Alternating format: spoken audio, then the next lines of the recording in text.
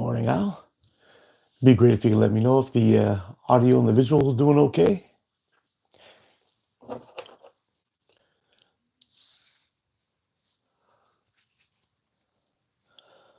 First one in the waiting room.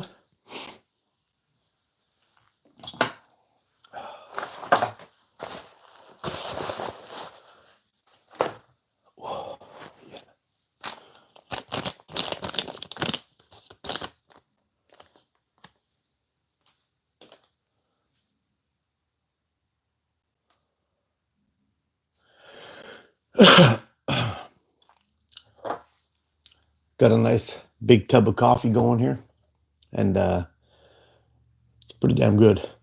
It's not that Lucia coffee, but it's still pretty good. Morning, Robert. How you doing, buddy? Audio and visual doing okay? Hey, Brad. How's it going, bud?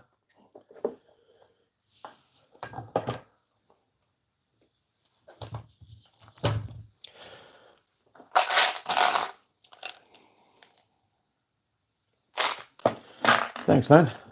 Morning, Leon. Lone Wolf.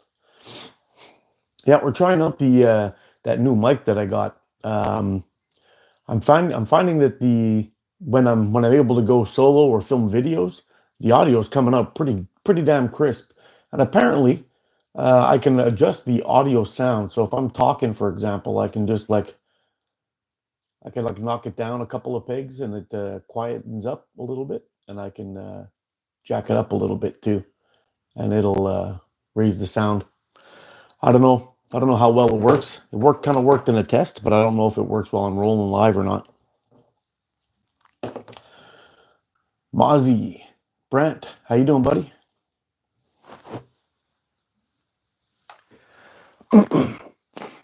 So what's everybody up to today?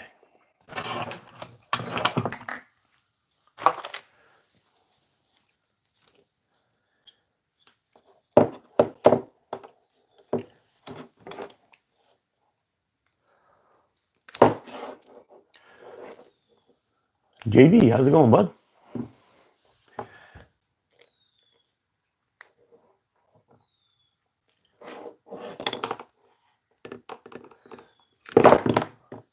All right.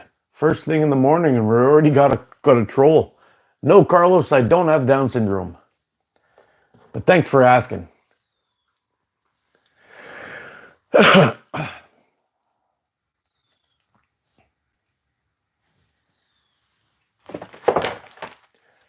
Robert, just watch your spray job.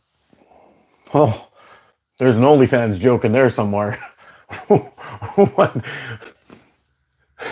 You need, you need to elaborate a little bit more there, Lone Wolf. Hey, what's up, Rex?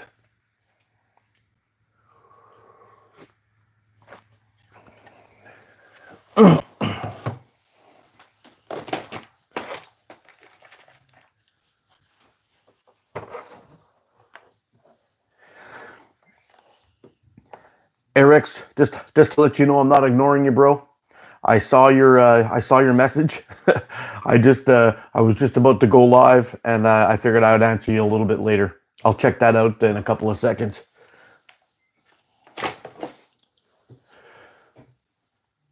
Or once we're done here anyway. What's up, Shades? How you doing, my friend?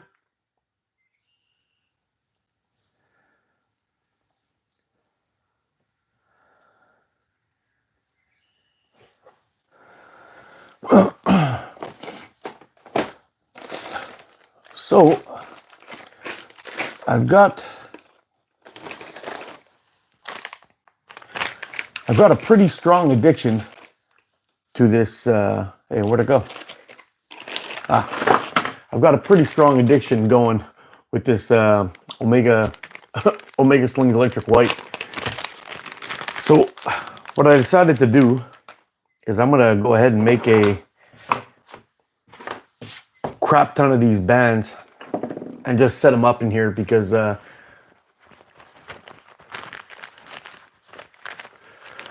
Carlos, here we go. Dude, nobody's offended, man. I used to work with these people. I actually have a strong love for them.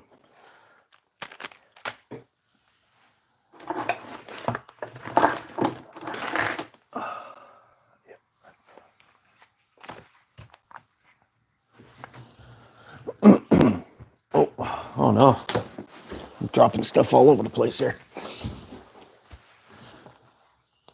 Has speed and any draw weight yet? No speed and draw weight yet. But yesterday I was just out testing and seeing how things feel. And here we go. So I put on a band set on this guy. It's 24 to 12. And I'm just trying to see what kind of speeds I can get out of this thing. And sure enough, it was pretty crazy. So I think what the plan is going to be now is I'm just got to wait for the weather to come up a little bit. It was supposed to be super nice this weekend. So yesterday I went out and did some testing, did some shooting with the 0.5, and it was just making it rip. It was just ripping it like crazy. Sure enough, we were supposed to get some light rain last night. Now key word here is light rain. I swear to God, I thought I was in the middle of Baghdad during Desert Storm. For a little while, the lightning, the wind, the rain, the noise, the house shaking, it was crazy. It was crazy last night. Probably somewhere around 2 o'clock in the morning, 3 o'clock in the morning. All hell broke loose out here. And it turns out it was a pretty nasty storm rolled through, and as fast as it showed up, as fast as it disappeared, and here we are. So if it clears up today and it actually reaches the 20 degrees it's supposed to, I'm going to try to get out and shoot a band speed test and get everything all done. I went out and I looked out my my scale, a bunch of things. Actually, I'm just kind of curious to see this band set that I have on here. It's probably not, I mean, I've got about 250 shots on this thing, so it's probably not going to be, maybe 200 shots, but it's not going to be stop dead right at my face right now. But I mean, we're pretty close. We're pretty close to a maxed out set. So if we're just messing around a little bit here, come on, get in there.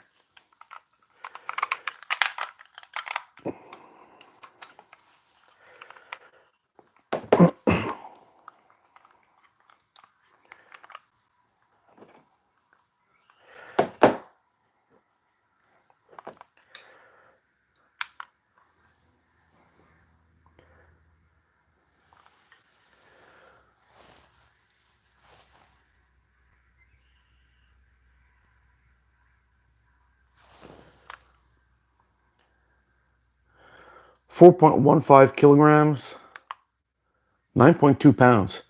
That's for a pretty heavy band set.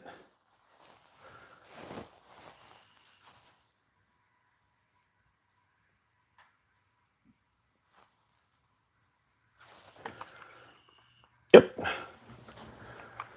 It's coming in 9.2 pounds with a 24 to 12 taper. It's going to be considerably less with a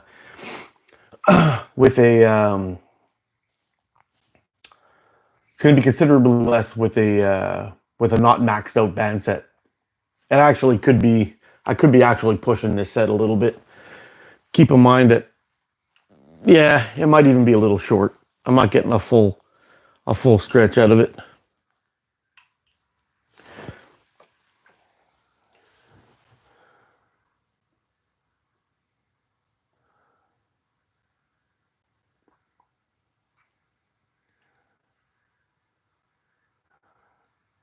Oh, when I test the speed with the 0.5, yeah, I'm gonna do. I'll do the 9.5 and the 8mm steel with 5.5, and then when I get later on with the bigger band sets, I usually do 9.5 steel and 11mm steel. So, yep, I'll do them both, buddy.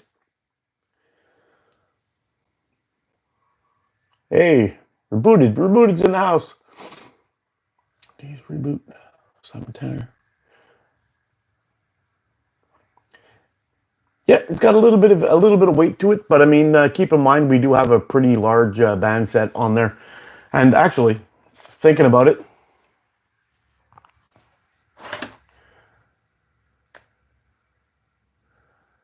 Custody, you too, my friend. You have a great weekend. Yeah, the on the fat end. Actually, you know what? I just realized because usually I used to use this guy to make my band sets, but when I started using this one for my band tests, you'll notice that my minimum length that I have here is 150. So when I'm cutting these bands, I'm actually cutting them quite short, quite a bit shorter than that. So when I asked for this, again, I asked for it for 170 because I was shooting GZK Green, I believe, at the time I got this, and it was the old style which only had an elongation of 5.5. So I needed a longer set, but not quite as long as this. I should have gotten the 50, but I didn't know what the hell I was doing back then. So anyway, that said, we're going to go ahead and when I'm doing this now, what I do is I line up with this line and it comes out. So I'm actually probably more like 2414, I guess, with that set, which is probably not the best for these things. So I think maybe when I do my actual band test, I will do it with this guy and get a real 2412 band set for that test, like I've done with the other ones.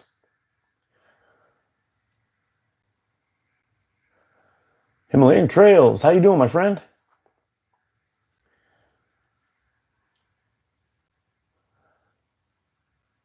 We're doing great. Did I miss anybody here? Zach, what's going on, man? Simon, how you doing, buddy?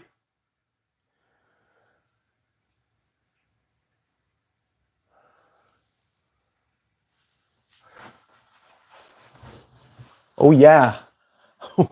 What's this about? We're just doing some Sunday morning coffee with ATO. That's me, ATO Mark, and we're doing some slingshot chat. We're all slingshot shooters, or most of us, I think, anyway, in this chat. And we're talking about it, you know.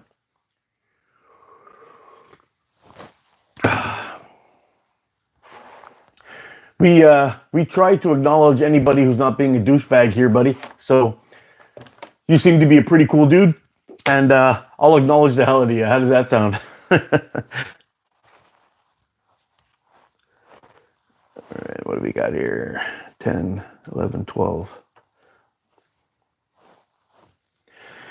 Yeah, so the plan, I think, today is, well, we're going to chat with you guys.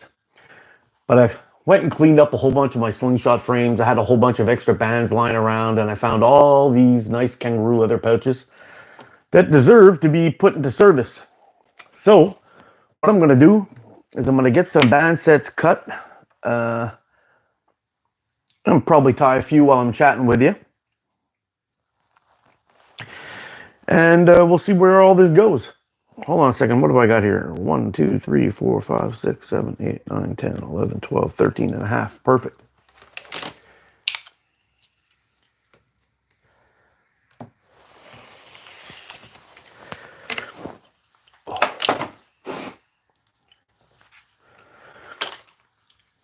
Yeah, so it's kind of funny. I went and shot a video on the Poacher from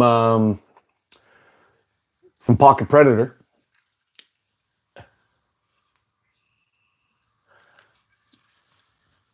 So I did this video yesterday on the Pocket Predator. I was actually looking for my hiker. I had the hiker set up. I put some tubes on it, and I wanted to get out and try shooting some tubes with it because it's pretty much an indestructible frame. So sure enough, I'm searching all over for it, and when I got this guy, I got it in the mail. I shot the short for it. I put it down somewhere, and it disappeared.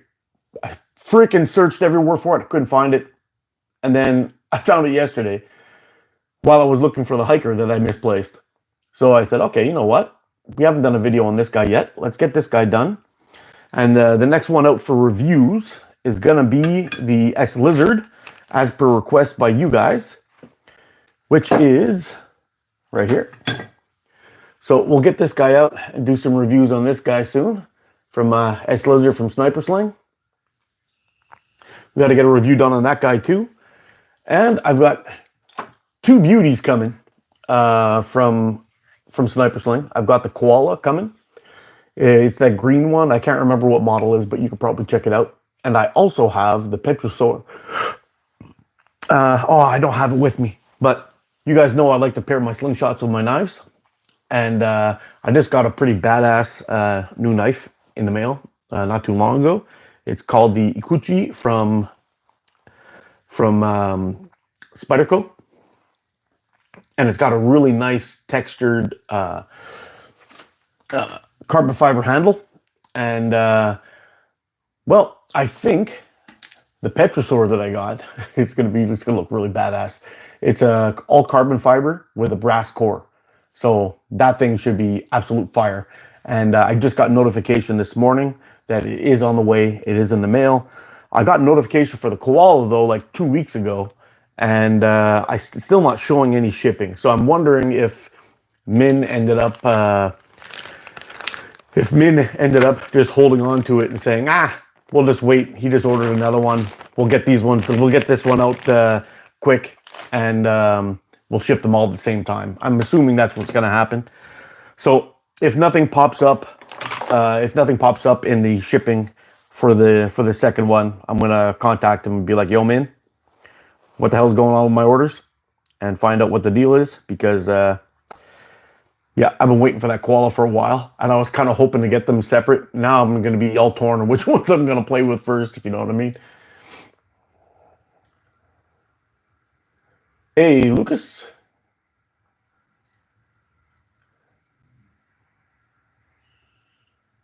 Slingshots like a wrist rocket. Not really like a wrist rocket. Wrist rockets are kind of, well, we'll call them old school. But the ones I'm talking about are flat band slingshots.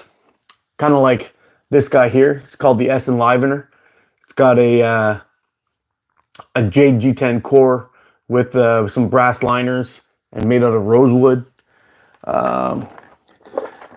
We got this guy. This is the S Vortex from Sniper Sling. Another beauty from Sniper Sling. What else we got here? We got this guy here. It's like the Transformers slingshots. The Axiom X from Simple Shot. And one of my absolute personal favorites. Actually, I got 2 of my favorites here. I've got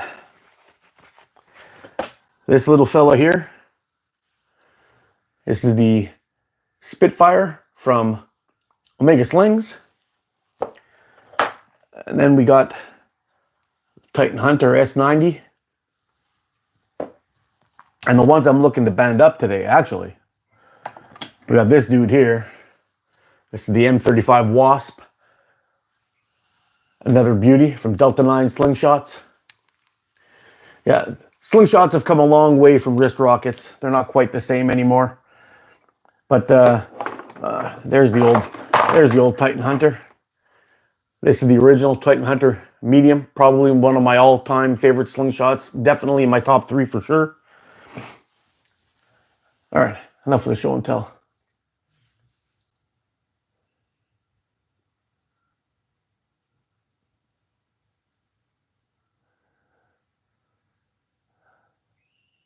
I got a new apprentice willing to learn to shoot. That's awesome, Damien.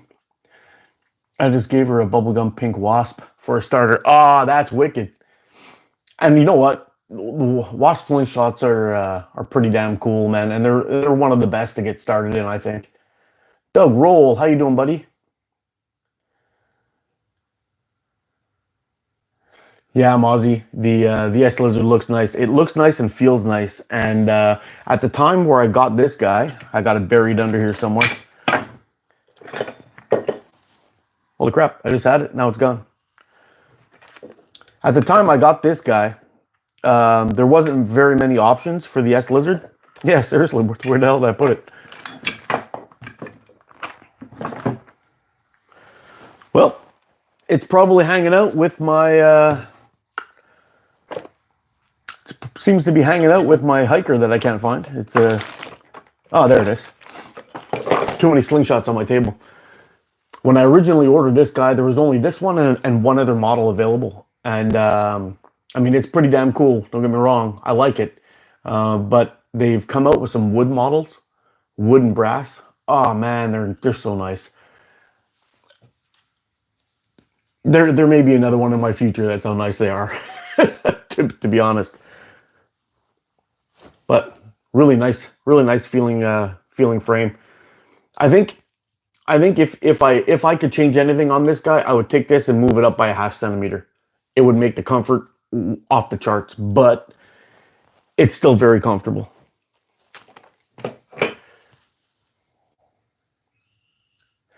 The Dennis the Menace type slingshots, yeah. No, you won't find any of those here.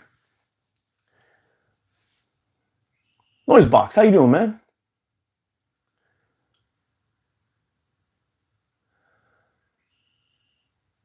Randy, how you doing, buddy?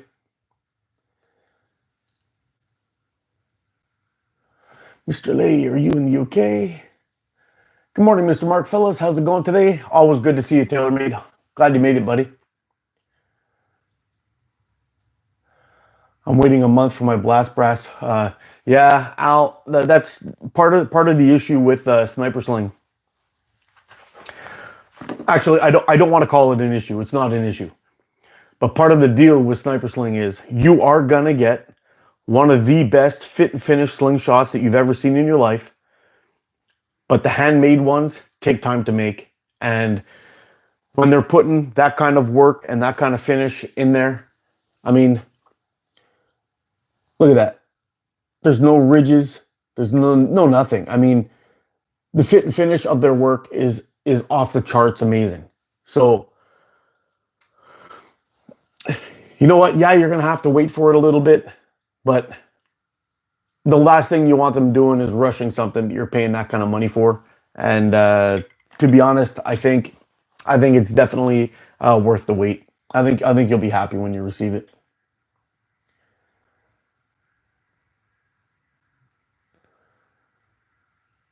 Hey, Mr. Burger, how you doing, buddy? Yeah, man, we got destroyed with rain last night around 2 o'clock in the morning. It was supposed to be light rain. It was just like full on like bombs over Baghdad. It was crazy. Just flashing, lightning, thunder, boom. Everything was just going crazy for a little while. I'm sure my dog pissed himself. I'm not even kidding.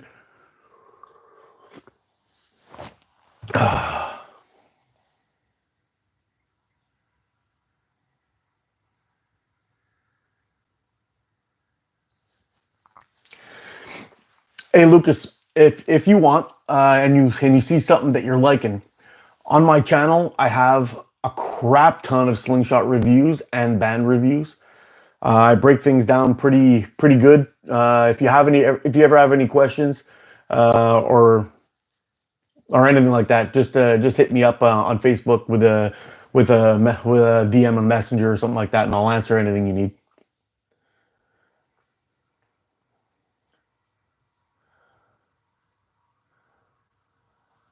Vlad, I had a slingshot when I was a kid, and the band broke though. Yeah, you know what? Me too. I had one of those wrist rocket type slingshots there with the tubes and the little bars there. And made by mine was a Daisy, I think. There's Daisy and a Crossman. I think we had up in our area. And when I was a kid, like I don't know, 15 or 12 or something like that, we used to go and play war games with those with paintballs. We did that for like one summer. The bands broke.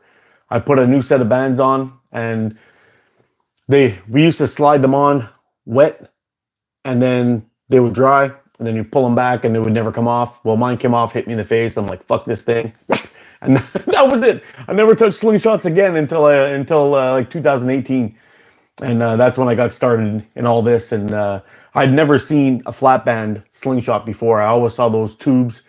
I actually even have a set somewhere lying around from my old slingshot. I'm not even sure if they're good. Well, they're probably not good anymore, but yeah. So it was pretty interesting to see these new slingshots come out. My son was like, "Oh, what did you guys do when you were young?" "Oh, we used to play paintballs, shoot paintballs at each other with slingshots. We did that for one summer. Then we went and bought paintball guns, and well, all hell broke loose after that. We gave up the slingshot, started shooting the paintball guns, and I never looked back until my son was asking me, but I said, oh, I'll show you what they look like. And we went online and I saw these guys shooting flat bands. I'm like, whoa, this is different. I mean, we had some guys that we used to take bicycle tubes and they would cut bicycle tubes out with scissors and you'd use those as the bands for a little while, but they were terrible. The tube bands were like way better than that. And then, yeah, I got into flat bands and totally different animal. When you can get an 8mm steel bearing this size flying at 315 feet per second, it's a totally different animal.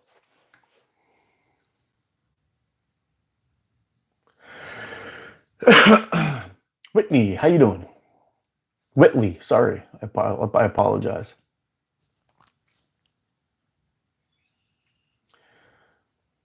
Yeah, absolutely. Dave or Slingberger here says, dig in, Lucas. They are a blast, and this community is a great community. I agree 100%.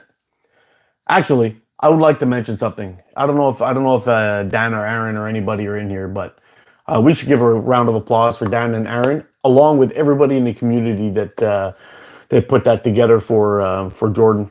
What a great deal that was, and I'm kind of proud to be a part of this community, helping out each other like that. That was freaking awesome.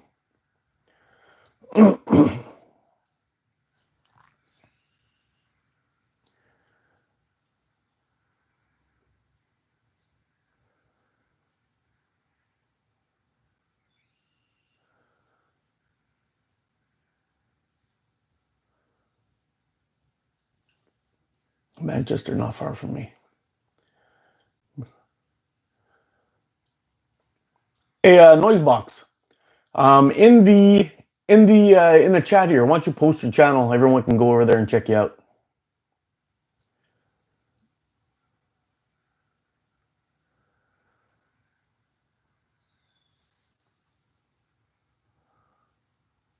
Has anyone tried the Core Wrap Nove from Dave Longworth? Never even heard of it.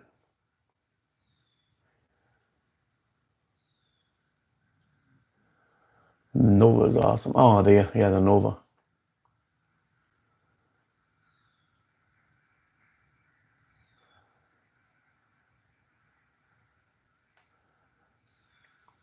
Is that Rap Master on Facebook? Is who Rap Master? I'm ATO Mark.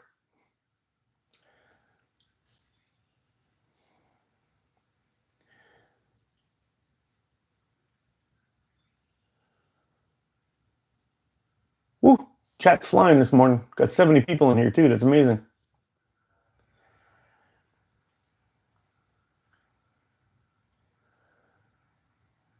The new Scout Slingshot looks good. I agree. But I'll tell you what, I don't think I'm going to get one out of spite now because I've had so many freaking emails about people getting into this giveaway thing. I must have hit like 300 emails on these things, but they just keep popping in like every couple of days. Oh, check out this, check out this, check out this. I'm like, yeah, I get it. Following up on your TTF bands versus OTT band durability, you notice that the pouch tie was a weak point? Yeah, the pouch tie. I think I answered you back on this thing this morning, but I'll go into it. So originally, when I first started shooting slingshot bands, I shot crystal string. I didn't know about amber belt yet. A lot of the bands that I was getting from GZK in the beginning, when I first started shooting, were coming with the slingshots with crystal string. So if GZK was doing it, well, I guess I'll do it too. So that's what I did. Then I started seeing that some of the things were coming in with amber belt.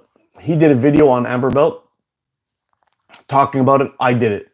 I had found that with amber belt, right where, hold on a second, let's see if I can show you this here. I do have a little bit lying around here that I haven't used in God knows how long, but when I was wrapping the amber belt, for example, so let me see if I can find something better. You can see it on, put on the black. So while I was wrapping it around, right at the very edge, where the length of the band would go down to the fork, I was always getting cuts there, always. So I started messing around a little bit, and what I did was I started to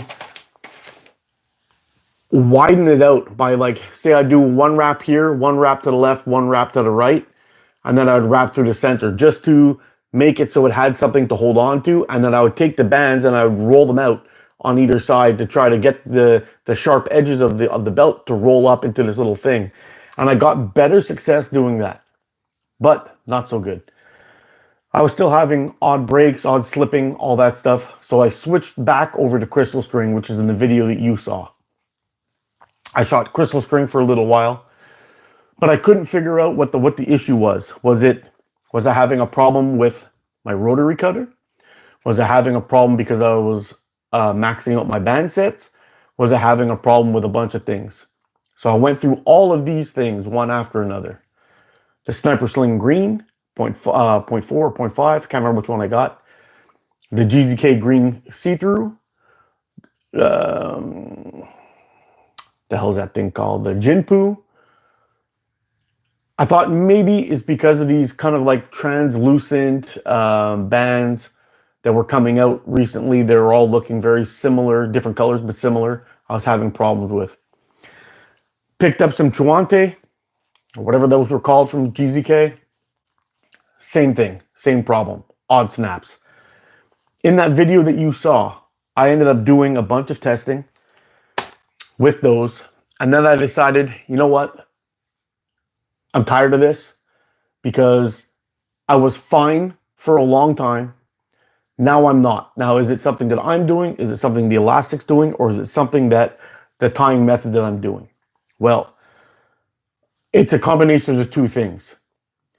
One, it was a problem with the way I was tying them, with the materials I was using to tie them. And two, it was a problem with bands. A lot of these translucent bands that have been coming out, I find you don't get enough longevity out of them. They seem to be a little bit heavier for the speed you're getting out of them too, which for me is a nope. And that was that. So I ended up going around doing some research on what people have been using to tie bands with. And I did a video of it a long time ago using Leathercraft thread for tying bands, and it worked. But if you pull too hard, it'll cut right through your bands. So I switched to, I figured another thing would be good as I tried paracord, inner paracord strands. I was also having a bit of trouble with those too. They were cutting, they're slipping or untying, which is really weird for a constrictor knot. But I went back to the belt for a little bit, and then I saw this at the dollar store. 1 millimeter cotton butcher's twine. I switched to this. I've never had a slip. I've never had a band let go. My bands are lasting way the hell longer now. And it's dirt cheap. Totally worth it. I bought this for $1. I've tied like 30 or 40 band sets with it. It's going to keep on going. I've got plenty left on there.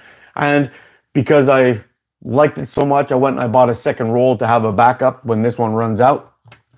And still no problem. And also, if I have it around here somewhere,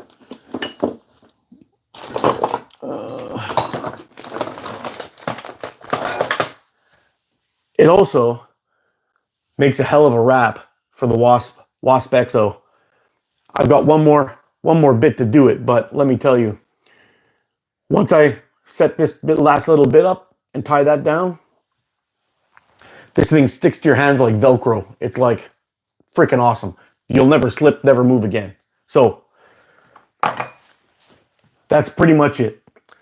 When I was, what made me realize that it had to be the tie off was when I started testing some of the bands. I tune my bands pretty hot. So I'll bring my anchor point to here, and I'll want to pull back to about here, and that's it. I want performance over longevity. That said, certain band sets, I would get performance and better longevity than I would of others, which meant Okay, so if these bands are dying, what happens if I make them quite a bit longer so my bands stretch back to, say, my ear, which should be more than enough. That's like an extra centimeter or two on my bands, and they were still dying quick. I was still having a hard time getting 200 shots. Now, this slingshot here is my my Spitfire. I've got my bands on here.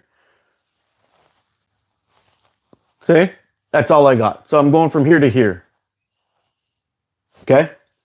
I've got 400 shots on this so far, still going. Look at this.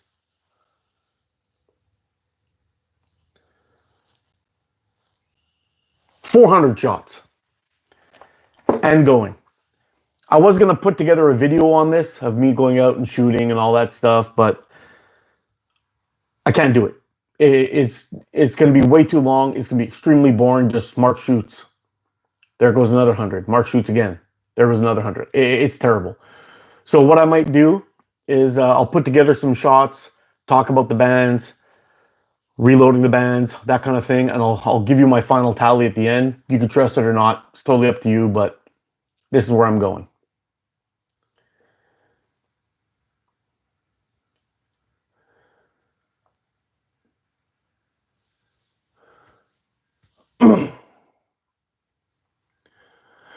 Slingshots are really in Australia? Is that where you are, OSRAP Archive?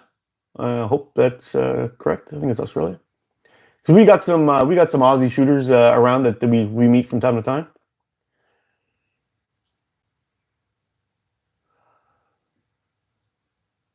Yeah, I did. I said feet, 315 feet per second.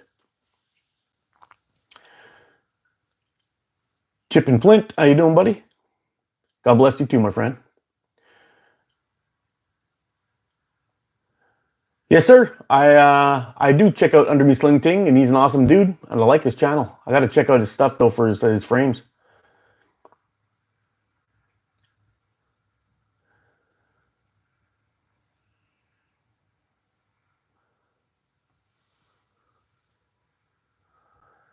Do you think as feet per second go up, clay ammo tends to fly inconsistent? Doug, I'm having a hard time actually with clay a little bit. I find the inconsistencies of size, the inconsistencies of shape, and the anyway, my shots just kind of fly all over the place. I end up putting a couple of them right down the middle, and then they start flying again. So, dude. Anyway, yeah, I do. If you try to force your clay ammo too much, it will just go batshit on you. I'm tired of the back shots, Grandpa. Flirp, go fuck yourself. See you later. Beautiful toes in that, Jordan.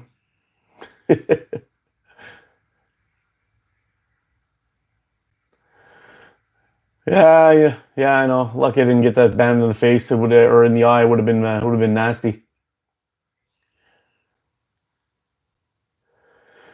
Yeah, you know what, dude? Me too. I hope, but I'm starting to lose hope in all politicians, regardless of where they are or what side they're on. I think they all have agendas and they don't give a shit about us. So, but Polyev is pushing for a little bit more freedom and a little bit more money in my pocket, so I'll be going for him for sure. Yeah.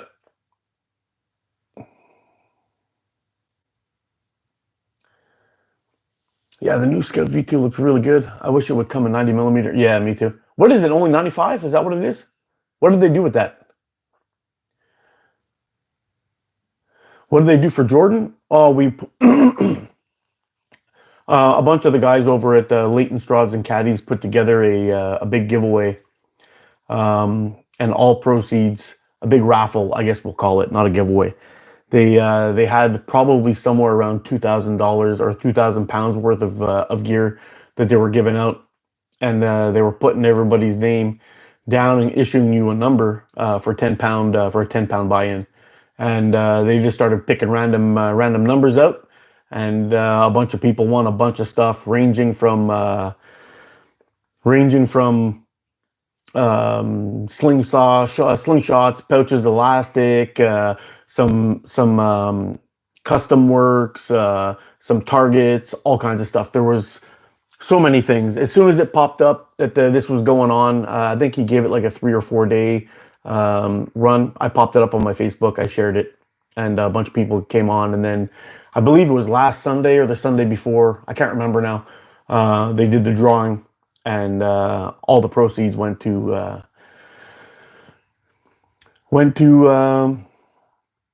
Jordan's family after his sister passed away or died in a car accident, unfortunately. Yep. Your boy Justin, can I get a shout out? I'm so close to 800 subs. Well, your boy Justin, do yourself a favor and put your channel name down, your channel link in the description here or in the comments, and people can go over there and check you out. Hopefully, we can get you a couple more subs to get you there.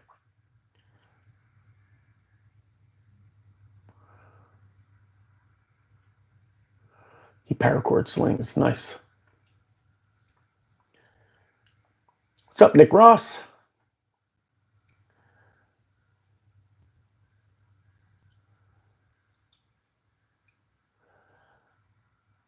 When does the foot show start? No foot show over here. We're a bunch of sniffers, my friend.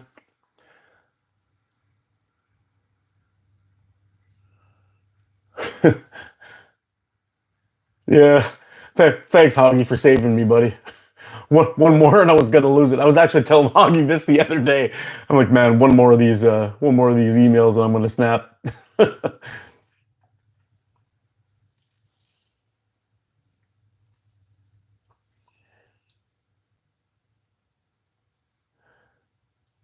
Gee, I just said, yeah.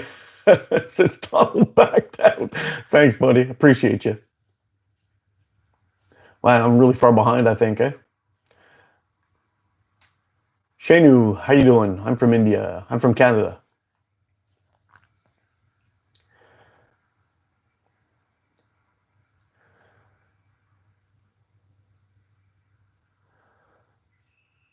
I have an Omega Electric Whip 1 coming. Omega does play very fast shipping.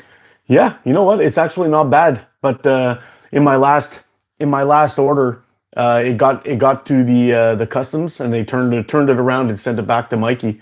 He must have sent it with a bunch of hope and freedom inside that box, and the Canadian government said, no way, it's got to go back.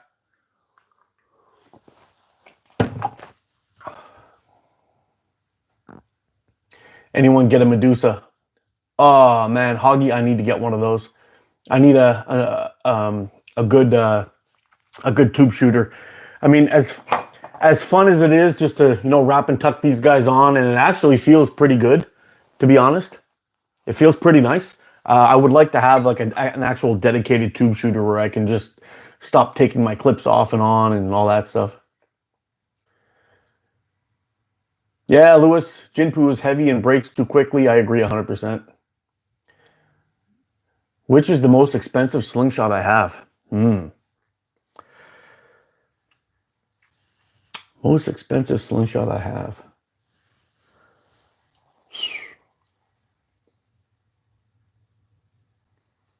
Man, I really don't know. But I do have a couple that are somewhere around the $200 mark. It's probably my Cygnus, actually, which is another one I can't seem to find. Yep. It's another one I can't seem to find. My Cygnus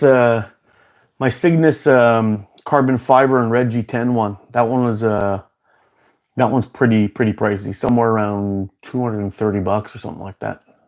Maybe more. I don't really know, actually. I don't know which one.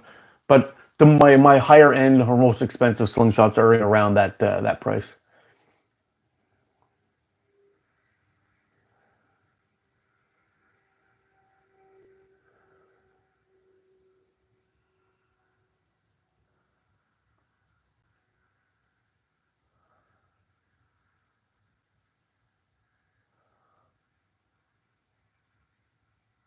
Sling Dan, Benji's in the house. What's going on, dude?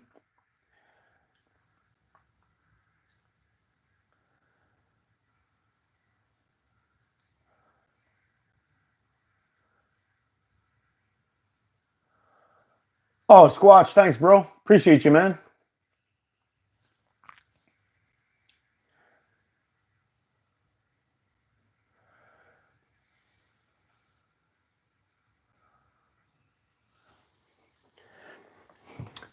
Hey, Noisebox, he says, your wealth of knowledge is incredibly valuable. Thank you for having these discussions with the community. Great info. My pleasure, man. And as much as I learned from you guys, I'm hoping I'm giving back the same. It's a lot of fun.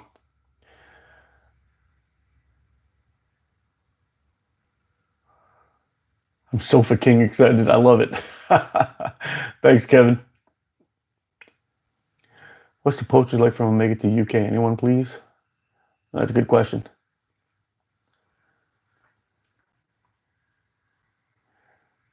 Oh, thanks, dude. Appreciate you, man. Big shout out to Benji over at Sling Den.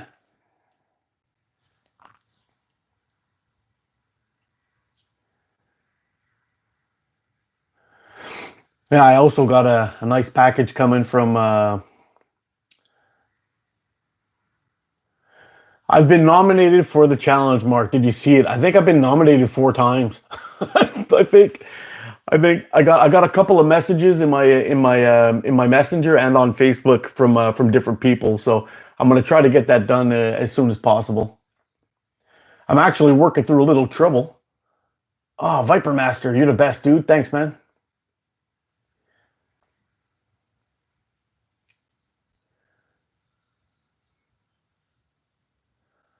Yeah, I'm way behind. I gotta catch up here. I'm talking to people. I'm in the past.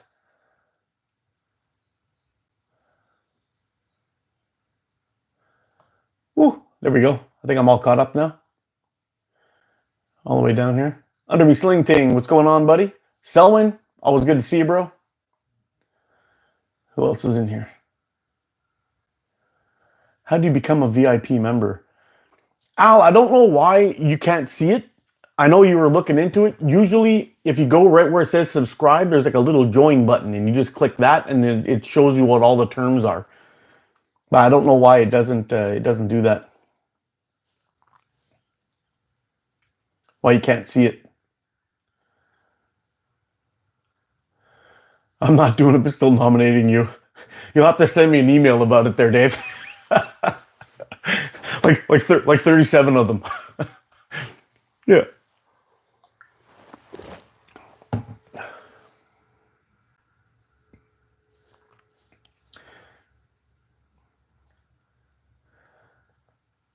I have to go into a laptop in order to join. Ah, maybe you can't do it from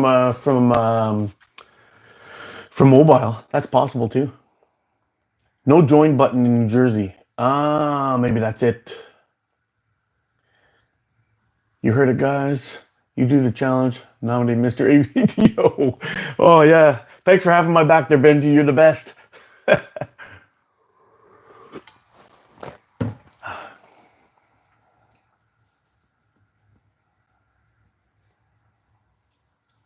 Or request desktop on iPhones. Yeah. You know what? I absolutely don't mind the challenges, but man, please no more Scud LT2s.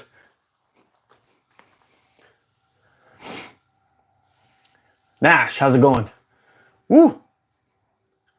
My troll game is it's pretty fire today. Hey, look, they're all just popping in here. All the wrenches doing a great job.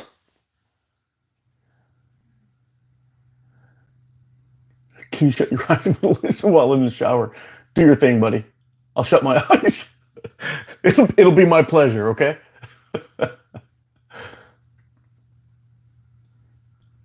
You get good coffee over there in Canada? Yeah, we do. We got a bunch of good stuff here. Actually, one of the I used to know this guy. His company was called the Majestic Bean. He was a guy that would import coffee from all over the world, and he would roast it himself and give you like precise instructions to get the exact balance and flavor. And he would tell you what temperature water to put inside of your machine and how many grams of coffee for how many things, and to brew it fast or to brew it slow, depending on the thing. This guy was a genius. I don't know what happened to him. He just kind of went, He just disappeared around COVID time. He was gone. But I used to buy coffee from him from a country called Burundi. It was the most amazing coffee I've ever had in my life. He taught me a lot about coffee, actually. And on a regular basis, I drink Lavazza Crema Gusto. It's like it's an Italian coffee. It's quite good. But whenever I have the chance, there was I think I showed you guys a little bit earlier or a while back in one of my thumbnails, I think. There's a lady out here who roasts her coffee that she brings in from, crap. What country is it from? It's down in South America. Anyway, it'll come to me. Honduras. And it's fantastic. Her coffee is called Lucia. It's a bit expensive. It's about $15 a pound. But I was actually buying these things only for my Sunday morning coffee. But it was just so damn good. I went full crackhead on it and finished it. And I just got to get some more.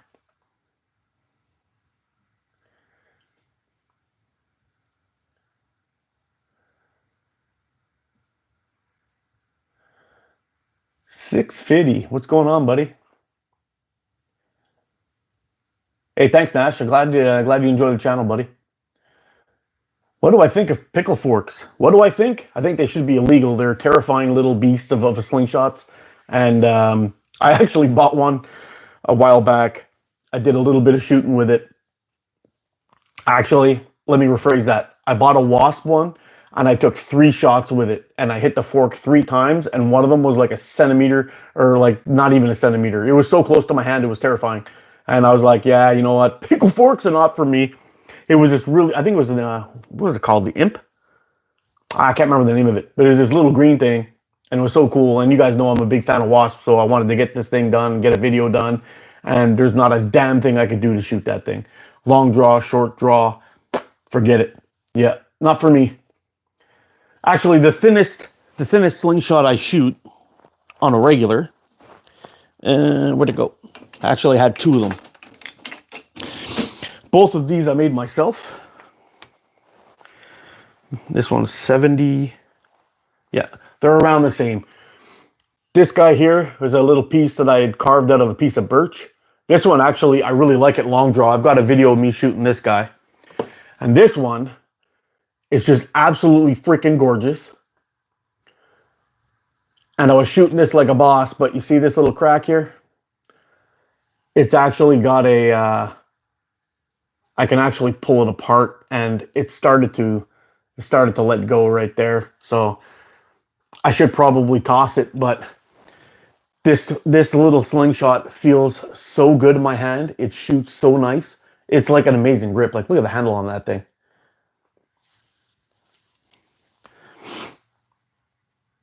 Yep.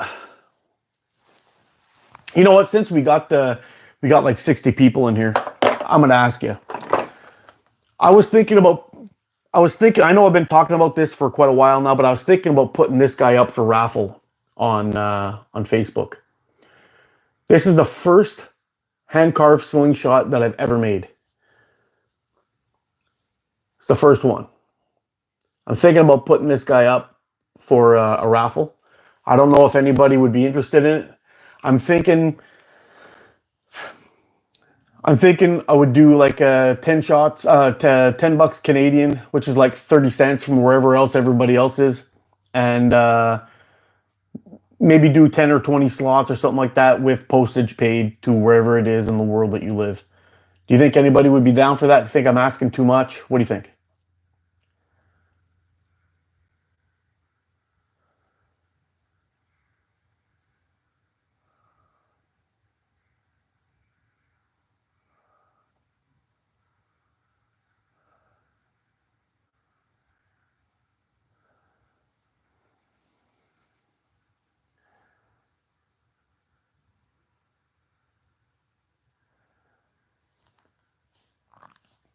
Okay, so you know what? It seems we got enough interest into it.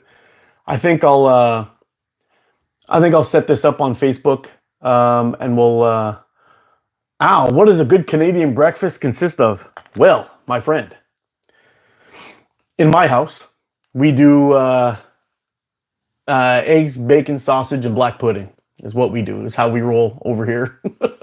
Yeah, we've got a couple of good spots where we can get a decent black pudding. There was one that they we used to get from the IGA and a local butcher shop. IGA is like a grocery store for us up here. The IGA one, they change brands, and the new one tastes like poo. So I we either go to the butcher shop, we get one that's cut from there, or we drive into Ontario in this town called it's out near Maxville, and there's a store there that used to be in Montreal but moved out. It's called Muir's. It was a nice Scottish family or English family or something. I think it's a Scottish family that owned it, and they moved on down to Maxville and opened up their store there. And usually we'd go down there, and whenever we go, it's like one time a year, but we stock up on black pudding, bridies, and Scotch pies. It's a good little trip. But that's what we like for breakfast.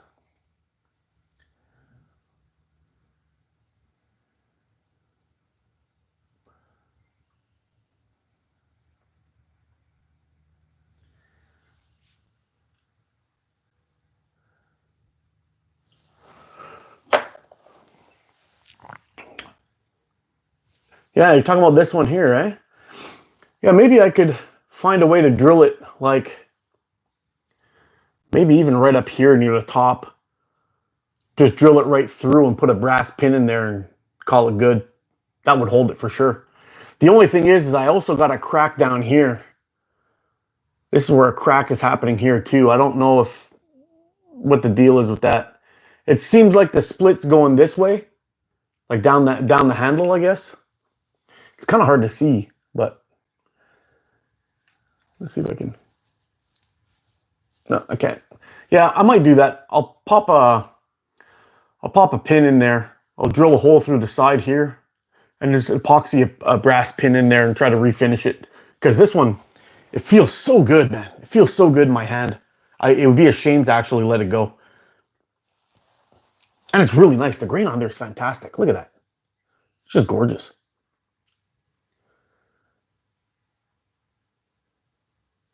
Yeah, maybe I'll give that a try. See if we could save it. Yeah, that would be cool. What is black pudding? Well, basically it's like, have you ever heard of blood sausage? It's very similar to this-ish. It's kind of like you get these little hockey puck type things. The place where we get them, they're actually a pretty decent size, but I've seen them skinny like this. But you get them like this. You usually cut them about a ½ inch thick, get good slices of them. And they use like blood and stuff in there with a bunch of spices and whatever. And they make like I don't know what you call it. It's kind of like a sausage slice, but it's not really meaty inside. It's other stuff. I don't know exactly what goes into it, but I know it's made with blood. I think it's pig's blood they use.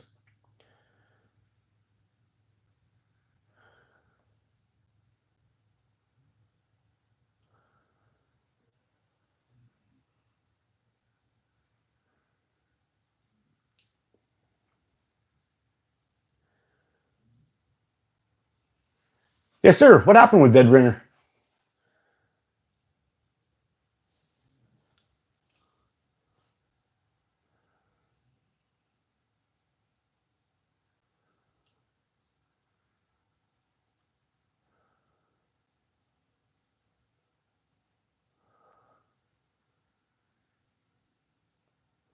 Yes, sir. Blood is black pudding. But they put other stuff in there, right? Spices and everything. It's really good.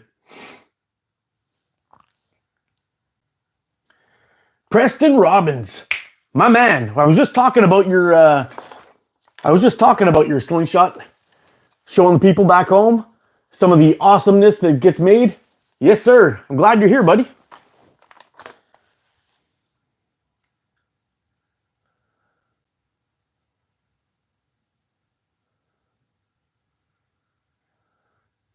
Dedicated tube frame, I would absolutely be reviewing. Don't tell Hoggy, but I'm actually kind of getting into tubes these days. I'm having a little fun with it. It'll be our secret, okay, Preston?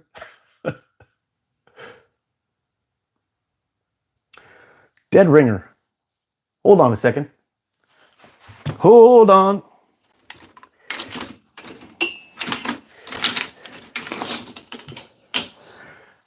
Is that one of these fellas? I think that's what it's called, is the dead ringer. Little tiny fellas.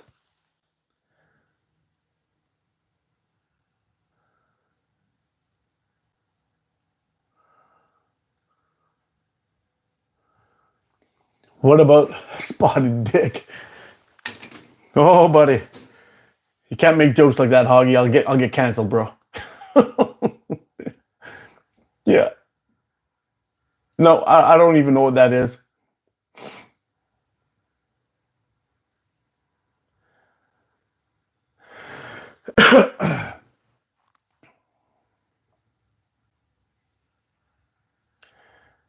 Spread and run epoxy over the split with a piece of paper. Fish sticks, yes sir. Dad rates us to eat coffee soup, piece of bread with black coffee, pour it on top of it. I bet you that's pretty good.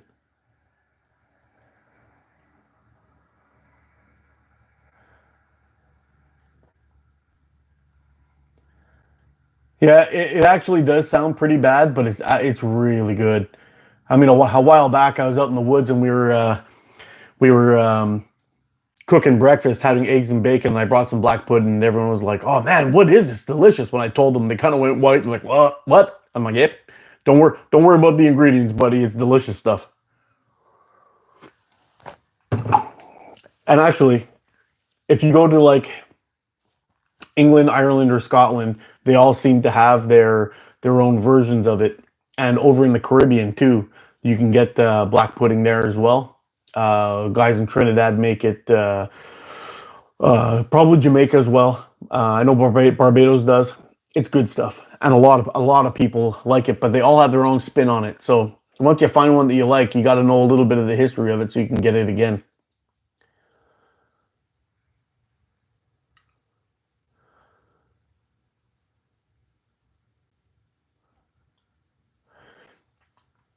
Ariana, we're just talking about. Well, really, we're slingshot people here. We like to shoot slingshots, but we also seem to talk about whatever happens to pop up and just shoot the shit and have a good time.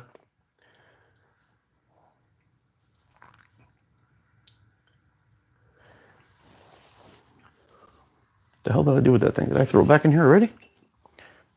Yep.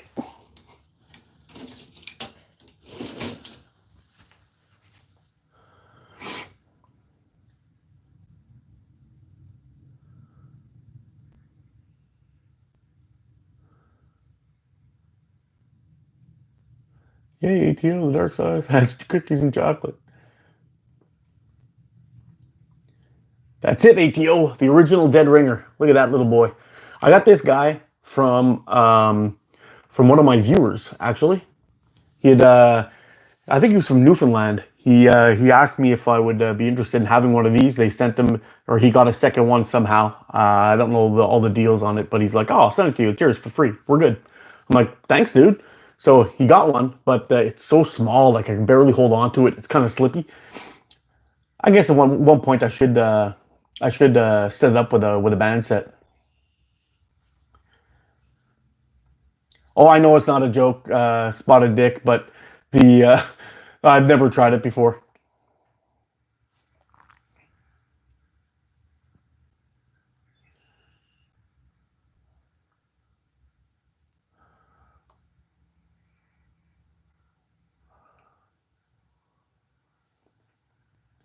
Yeah, blood pudding, black pudding.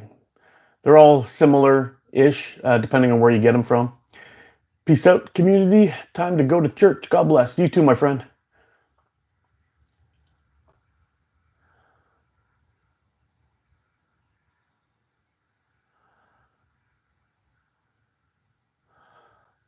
Also sent you a pic of my dead ringer. Cool. This little guy here you talking about for an EDC? My goodness, you can put this thing anywhere.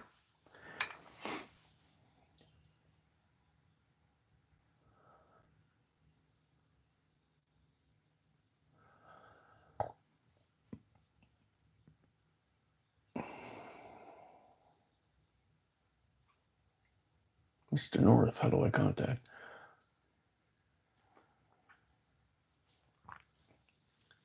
Scrap one pudding.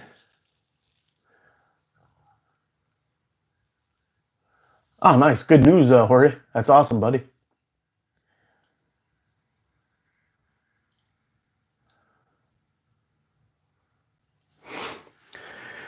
All right, I should probably get these bands cut. I've been chatting so much, and I'm not getting my work done here.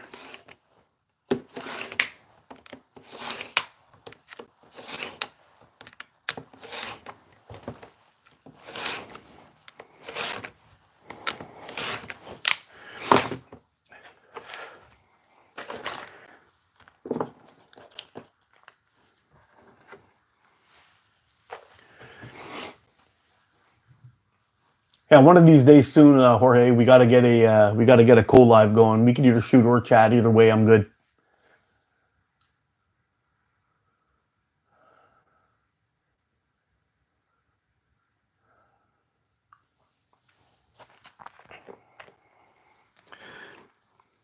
Something so satisfying when you have a nice, sharp cutting blade. These rotary cutters. It's funny because you look at this and you think, "Oh no way, that's not cut." But look at this.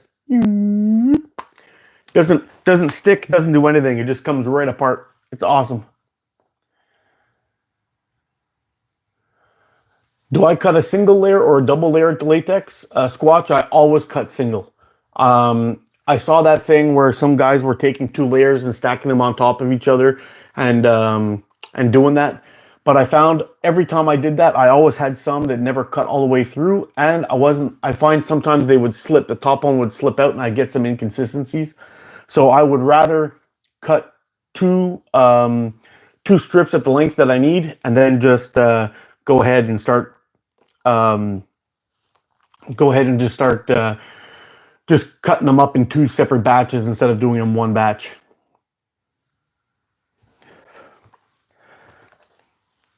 I'm probably overly nuts about making sure that my bands are exactly the same.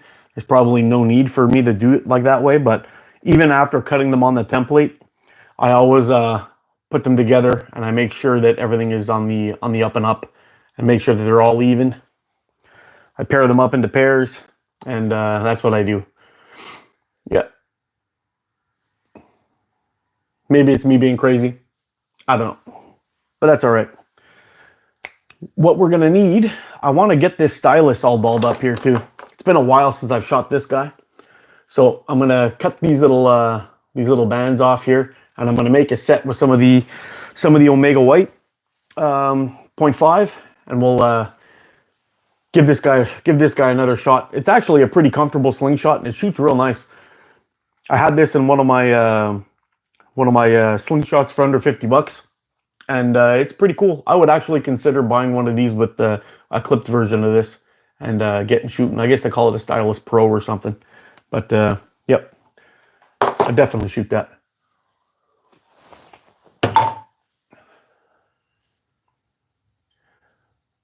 Chupapi, what's going on, buddy?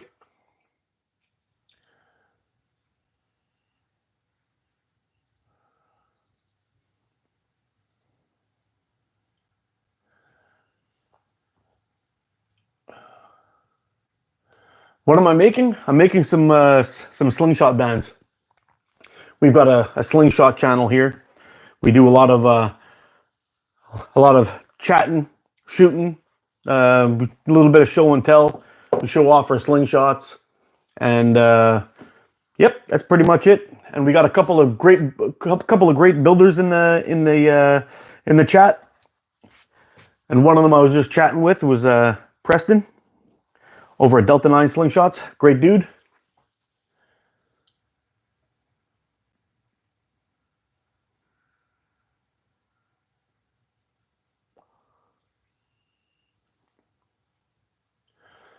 Found about a cutting template, but got a sharpened taper template so I can do it long and short draw. Oh, interesting.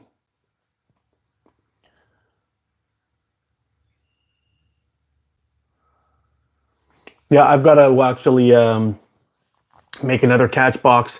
I've got a big old bin I'm about to convert into a new catch box. That one on the fence I can't shoot at anymore. I gotta get all the ammo out of there and do a good cleanup and a separation, throw away or clean up some of those rusty balls and go after that. I just ordered a Sniper Sling S Robin after I messaged you yesterday, Mark. Oh, cool. You know what, dude? You're not going to be sorry you did. I quite like that frame. I still have mine here, and that's actually on the. I'm actually trying to get this guy set up and ready to go for a band set and a short because it's one of my favorites in my forever collection. So I want to make sure I get that done this week. I'm definitely not a morning person. More like a vampire. That's why I work third shift.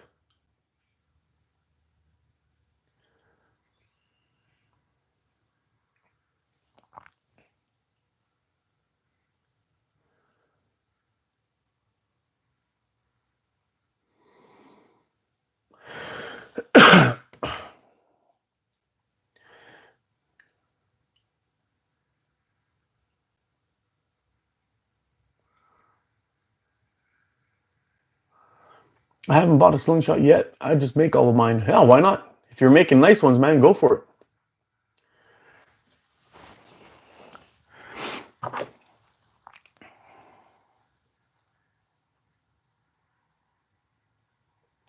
Yeah, I got some loot coming from Omega Slings, and they keep on telling me that I got a surprise coming, which is gonna be awesome.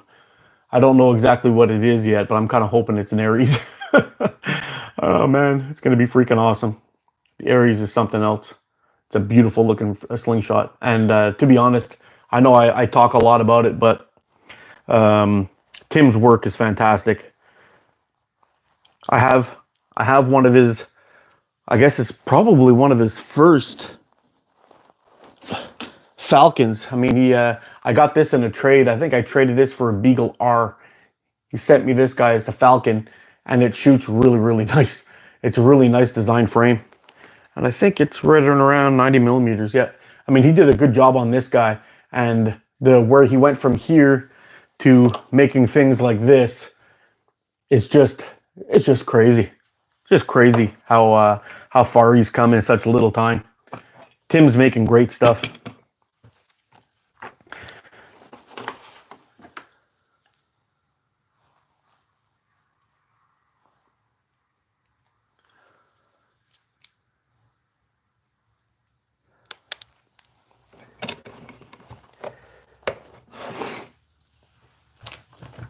So you're becoming a builder, Rex? You're trying your hand at it? I know Deez has been dabbling a little bit too, and I like where he's going with his designs. I think that's probably is that what you sent me that post about in the messenger that I didn't have a chance to check out yet?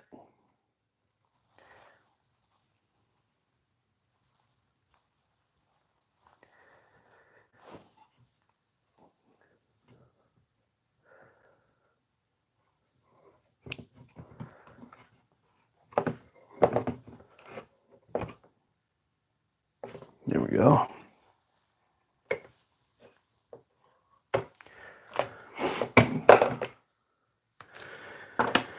$8K47. How you doing, buddy?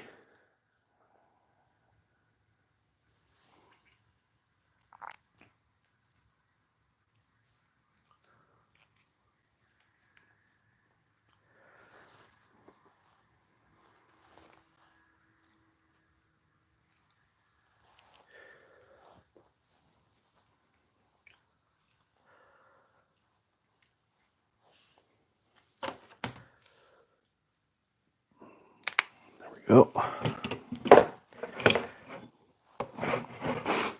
Yeah, so when I normally when I'm cutting my bands, I find for my 29.5-inch draw length, the cutting my my bands, my Omega Slings electric white to 13.5 inches for clip frame. Sorry, 13.5 centimeters for clip frames works out pretty damn good. And I really like the way they feel at that speed. But I think when I'm shooting the wrap and tuck frames, I think I got to cut them to 15, 14, 13. Maybe,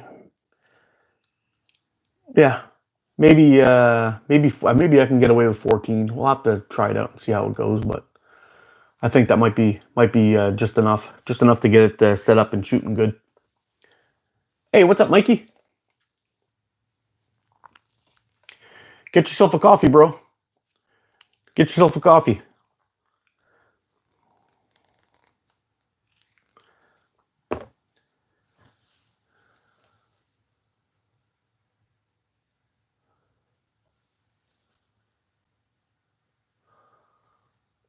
Is the Omega White still in my top? Like, yeah, 100%, 100%. I've been shooting these bands pretty much exclusively for the last little while.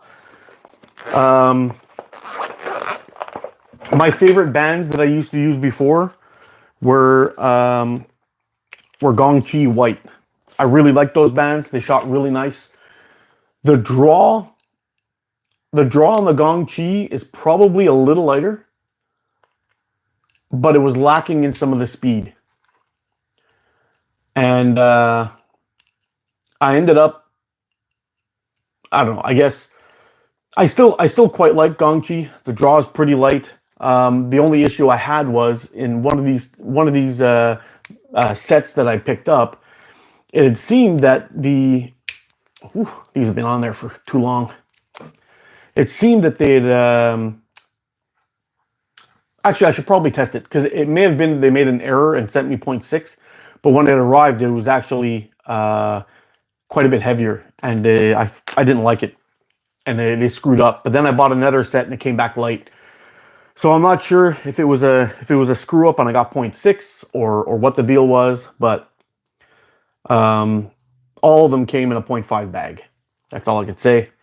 So it's possible that there was an error made or whatever. It's possible that they changed the recipe. I don't really know, but I will say this: I quite like those bands, but I'm enjoying the Omega Slings a little bit better. So that's all I got to say about that. Right now, as we speak, Omega Slings Electric White are my go-to bands.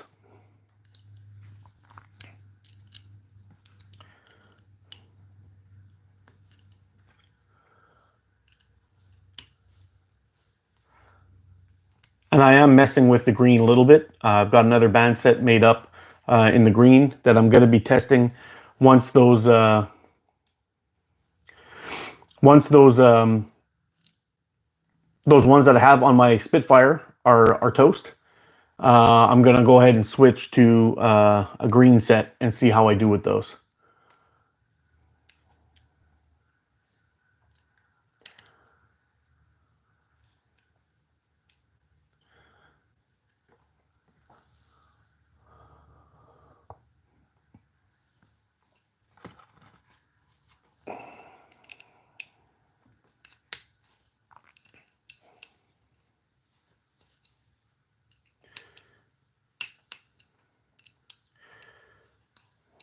All right, so we have the S Robin set up and ready to go. And you know what the cool thing is? Out of all the frames that I have, and I've been pretty vocal about hating these little sights on here, but because this frame is 85 millimeters wide, and the sight on there actually brings me up to around, let's say 88. I just shoot right off the tip of that thing and I'm in business. It works perfect. So keep your eyes open for a short coming up with this guy, of one of ATO's favorites. All right. Let's get a couple more sets made here. See what I missed. Last night was crazy. We had 27 orders come on since last night, 6 p.m. last night. Yeah, I was watching your live, Mikey, and it was like really close to past my bedtime. I was sitting there watching it around 9 or 9:30 or so, and I just passed out. That's why I didn't say goodbye last night. I was just like, yep, I'm done. I just fell asleep. Woke up with my phone on my chest.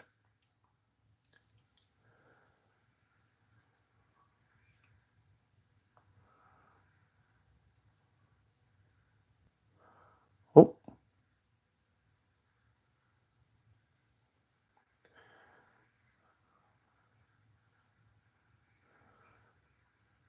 I went to Louisville, just can't get enough right now. Oh,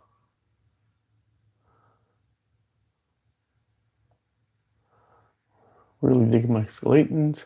I want to slow on the Medusa Hoggy. I was too slow. Is the Medusa already gone?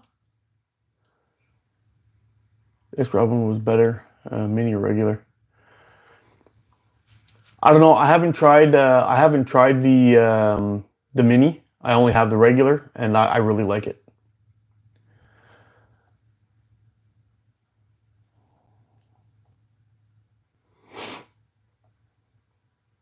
We got plenty more coming, Rex.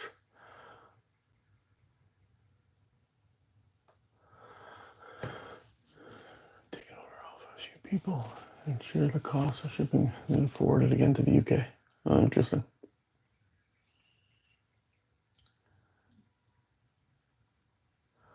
What's my favorite soccer football team? I'm not into soccer or football at all, so I really couldn't tell you.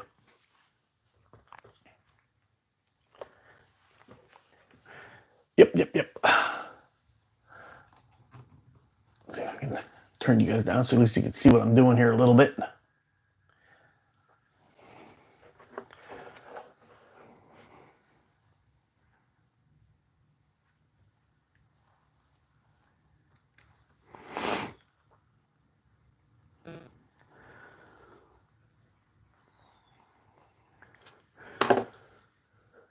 I have to say, Mikey, when you were showing those Medusas yesterday or last night, I really like those marbled colored ones. I don't know if you have a name for them or whatever, but both the red and the blue are really damn nice.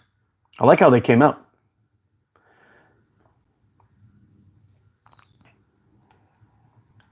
And they definitely kind of look like a tube shooting Aries, which is kind of neat.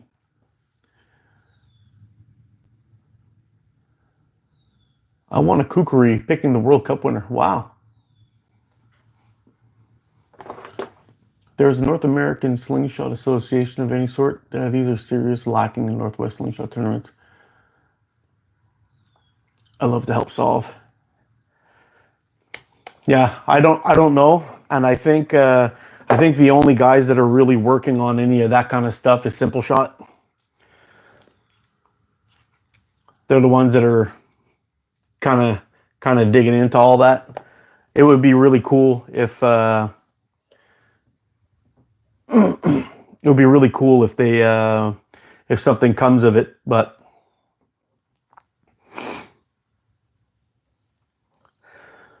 I think by one group leading the charge, I think it's just going to take longer to get there.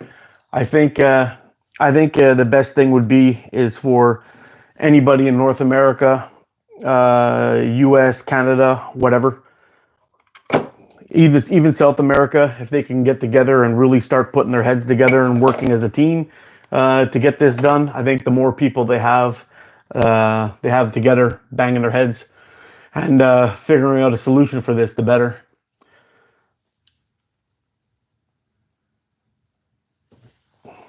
I think that would be the best thing. But all these people that are out doing these where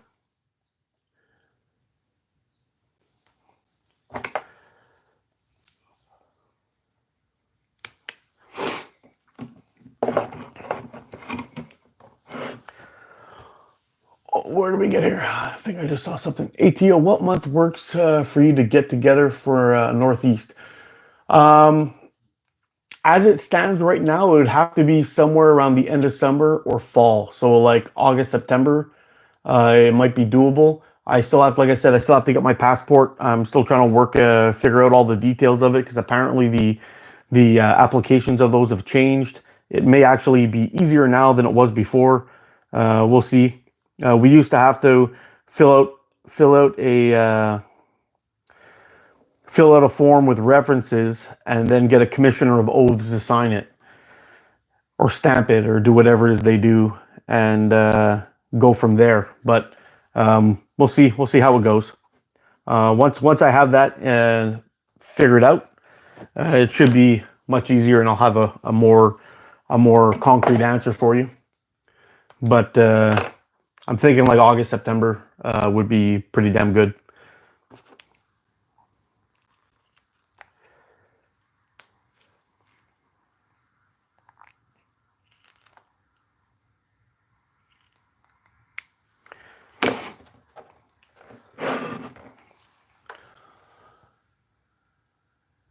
Morning, everyone. Hi.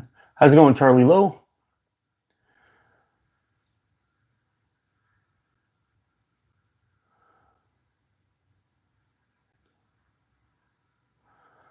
Which box you ever play with the Shepherd Sling? They're a blast on a disc golf course. Wow.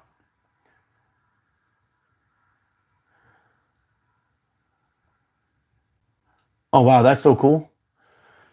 So apparently, you guys are going to plan a trip in there in Arizona, eh? What's the taper on the bands I'm using? It's 22 to 12.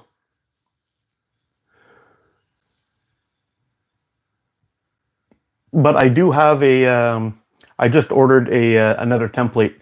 Should be coming on the way. It's going to be 14 to 12. And I'm going to have to order, it's 22 to 14. And I do have another, I am going to want to get another 24 to 12 band taper template because the one that I have actually has a crack in it. And I was showing it the other day. I put it down and I actually had to re-glue it again because it broke a third time. So yeah, I'm going to have to get that done.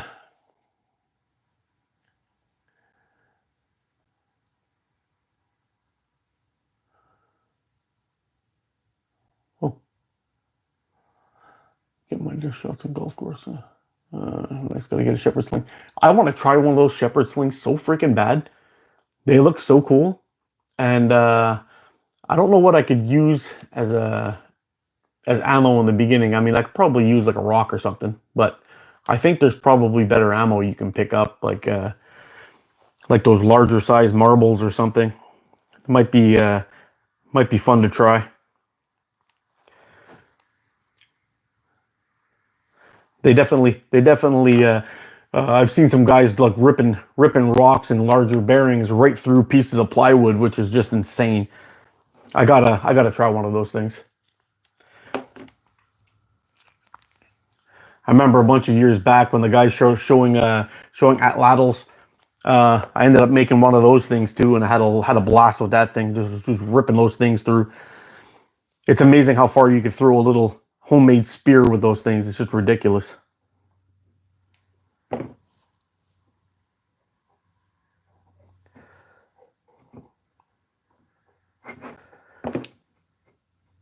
Here we go. I didn't realize I'm completely out of frame.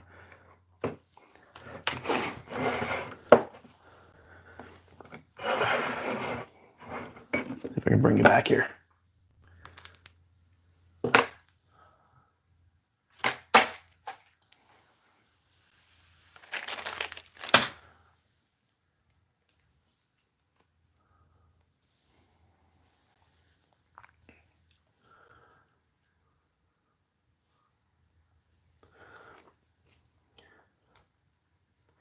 Yeah, so it's just about catfishing season for us up here. We have this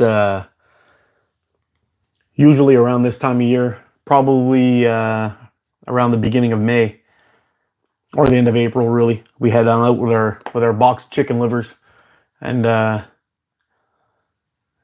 little catfishing. I don't know if you guys would want to interested in a video like that or not, but I may pop one up if I can find a spot where I can actually fish and shoot. That would be freaking awesome. We used to do that a while back. I had this nice little spot where I used to set up. I used to set up a little plastic bottle hanging from a string, and I would shoot at that thing, and I'd set up a little bell on my fishing rod and just plink away, waiting for a bite. So I got my shooting done at the same time as I got my fishing done, which is like a perfect scenario for me. I have a video on my old channel, me catfishing with some chicken livers, and I caught some beauties. We had a flood one year, and I think it was 2017 or 2017. Yeah, it was 2017, 2019. We had two floods in a row in 3 years, and I actually went down to my normal fishing spot, and I was standing in the parking lot with water right up to the top of my muck boots. I had like an inch from the top of my muck boots, and we were casting these catfish, these chicken livers out, and I think I caught, like, in maybe 2 hours of fishing, I think I caught like 12 big catfish. Really, really, really nice. Many of them, I don't think I caught one under 5 pounds, but it was a lot of fun. We had a great time just sitting there fishing for those catfish. And it's funny because you end up catching them, they get all pissed off at you and start croaking like a frog. I love those things. So many people up here, they turn their nose up at catfishing, but man, let me tell you, if you want to have a good time, get your hands on some bulldogs. Those things are freaking awesome.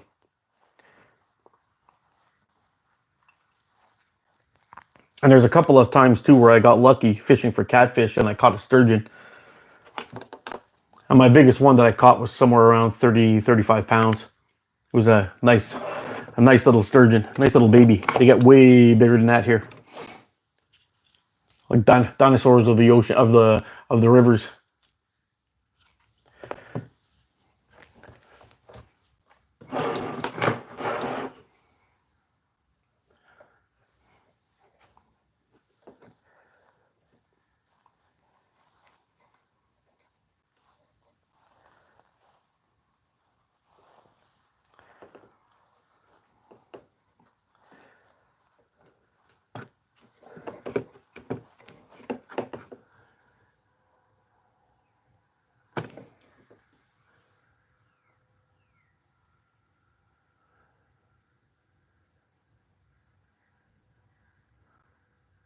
What's the old YouTube page? Well, this channel is actually called ATO. And I originally made it because what I was going to do was I was going to transfer my old videos to this channel. And I realized that I had made a mistake. But the ATO actually stands for Adventure Time Outdoors. And I had like a bushcraft channel there. And I used to do a lot of fishing and oh, dude, thanks, man. Big shout out to Noisebox. Thanks for joining the channel, buddy. I've got some content that's going to be posting up very, very soon. It's a little shots of the week video. But I'll also, for you guys who are in the chat that are members, I'm going to be doing a members only chat pretty soon. So if you're interested, let me know, and I'll put one together. See if we can find a good time where we can get everybody in and have a little chat. So there'll be less distraction, and we can just do our thing.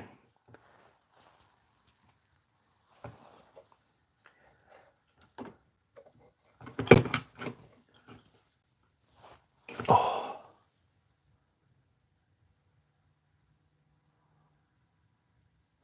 Why do some people eat raw sushi, but they don't eat raw meat?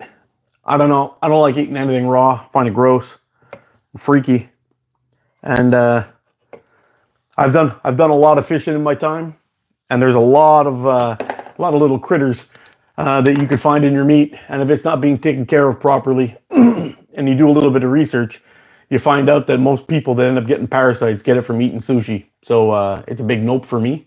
And that goes the same with meat. Although,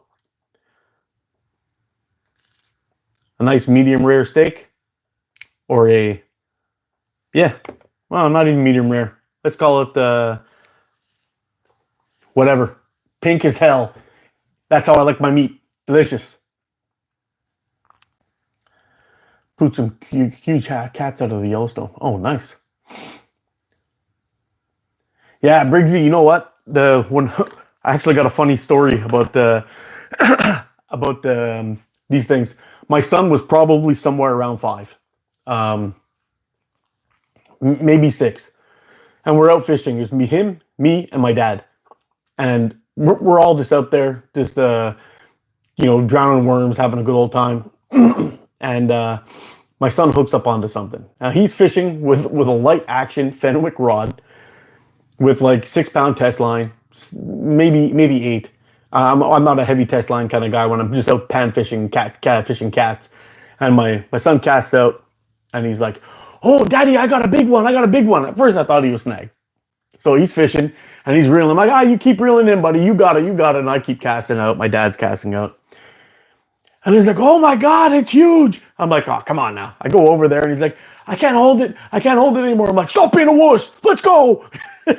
he's sitting there reeling it in. And then finally the thing pulls down. I'm like, "Holy crap, that thing's got some pull." And the rod slips out of his hand and it gets hooked on in his wrist in between the spinning reel and the rod. It just pulled right out of his hand. I don't even know how he did it, but I end up grabbing the thing. I'm like, "Okay, I'm going to take it." And I start reeling in and I'm like, "Oh, dude, I'm sorry. You're right. You got a monster here." So he started off the fish that he was battling that thing for about a good 15 minutes. Then I took it over and I battled it for another 15 minutes and finally got it to the, it was like this big cement wharf we were fishing on. This thing pops up. I finally get its head to come off the ground, and I start, reeling it in. And then when I see the thing pop up, it was like, I have a picture of it. My son's sitting in front of me, and the thing's like, I don't know. It's hard to explain how long. I can't even make it fit on the camera. I'd have to go right back against the wall, but it's probably 2.5 times my shoulder width of how big the fish was. It was huge. I have a picture of it somewhere. I'll see if I can post it on Facebook. But my goodness, we caught that thing, so it was kind of neat. My son started it, I finished it, and my dad netted it. It was a 3-generation fish that we caught that big old thing. And Logan right away was like, "Oh my God, I think we caught a shark." You've never seen one, but they kind of look like sharks, like freshwater sharks. It's kind of cool.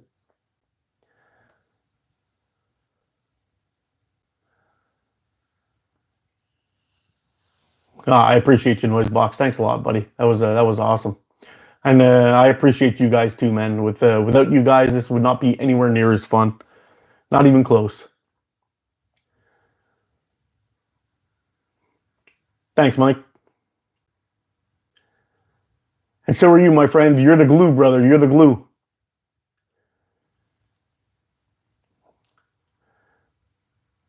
What did I miss here? It just jumped on me here. They call the raw beef, they call it steak tartare or tartare.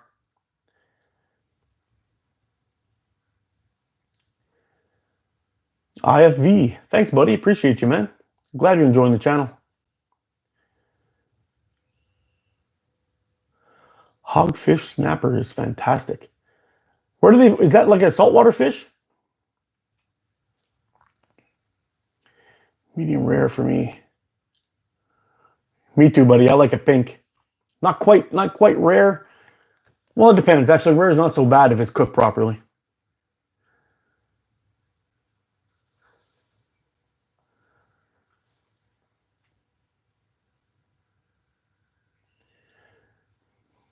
Yeah, Robert Patton, you preach, my brother. I started shooting that stuff, and I actually just found out. It's been a while now. I've been shooting the butcher string, but I just found out too that Shane over at Island Made Catapult shoots the same stuff, and he swears by it. It's the best stuff.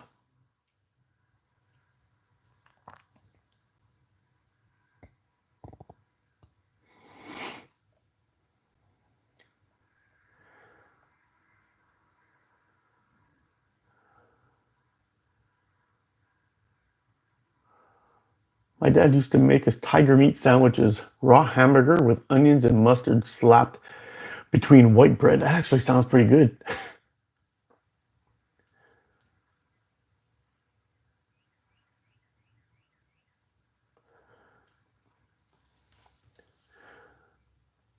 Brook trout, horn pout, aka Northeast catfish, and white perch are my favorites. Perch are good, man. Perch are real good.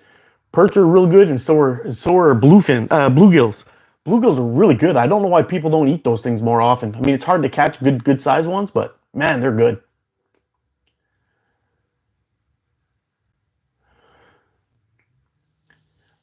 They really have, you know what? He wrote here, it's so lucky to catch that on an 8 pound test line, and they really have some power. You know what? I think I would actually put money on it if it would have been me fishing that fish in the beginning and not going that 15, 20 minutes first with my son. I would have overpowered and snapped them off a long time before. I honestly believe that. And having such a light action rod, because it was a light action rod I was using, and the power was a medium, so it starts more towards the handle, if I remember. It had a long stretch and a long bend to it, which is probably the only thing that saved it. If I would have been fishing that with my other rod, my medium light that I like to do my bass fishing with, I probably would have snapped right off.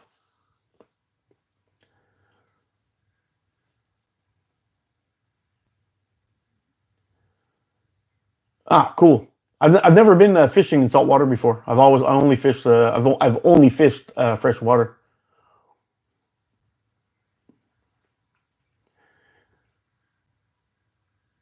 Before you know it, Mikey will be selling butcher's twine. It would sell. He should do it.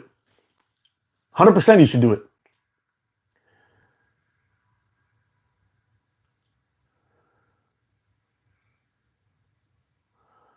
Hey, good morning. It's Lucas from Patagonia, Argentina again. How you doing, buddy? The butcher's twine that I use is 1 millimeter. Yep, love it. Zebco Dock Demon Deluxe is a sweet rod, and the Ugly Stick Dock Runner too. Oh yeah, Ugly Stick makes great stuff, especially if you're looking like a lot of times for me, I'm taking my rods out on these kind of like excursion type trips, and I gotta tell you, when you're out beating around in the bush, the best thing is getting an ugly stick, because if you can break one of those things, then you got some magic in you. They're so durable. I find they're a little bit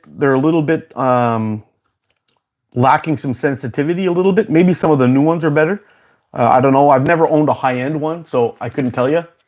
But man, they're durable as hell. Like they'll take an absolute ass whooping, those things.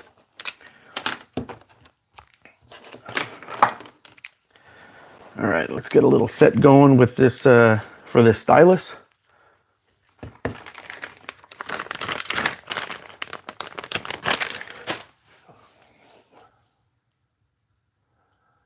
Has your son ever tried cock meat? Give him. You fucking dickhead.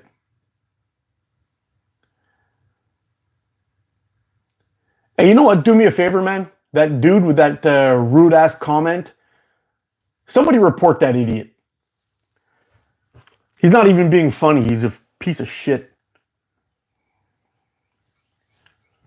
I shouldn't. Yep, those kind of comments rub me the wrong way. I shouldn't let it bother me because it just invites more idiots to do the same thing.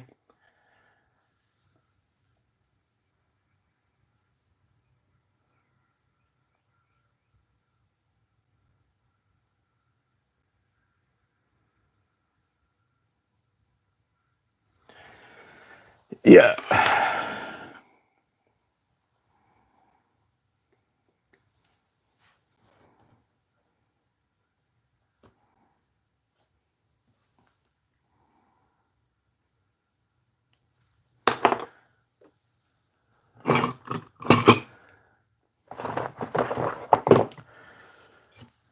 Ah.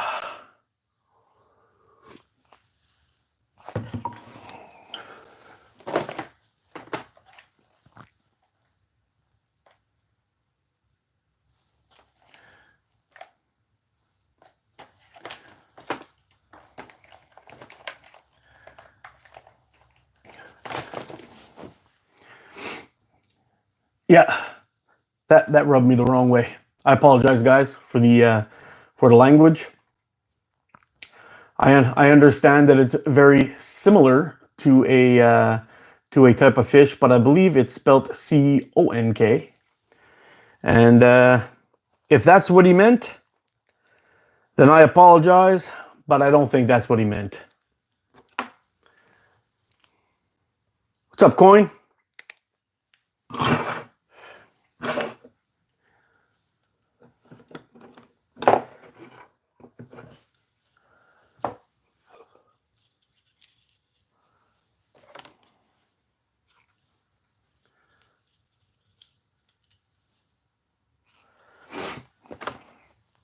Let's see if we can get this. Yeah, we got the sniffer in the house.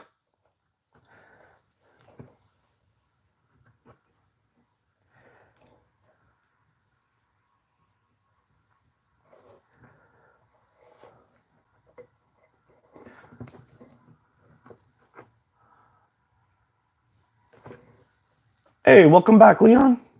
How you doing, bro?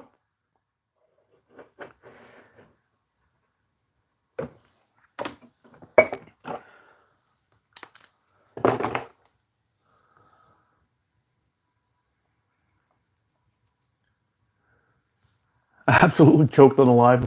You know what, dude? I did a live with Ethan the other day, and I couldn't hit a damn thing. I couldn't hit a damn thing. I stunk it up so bad. Yeah, it was pretty embarrassing, actually. I even tried switching slingshots to see if I can get back on track, and it didn't even help. And then I froze my ass off. So, yep, it was a rough one.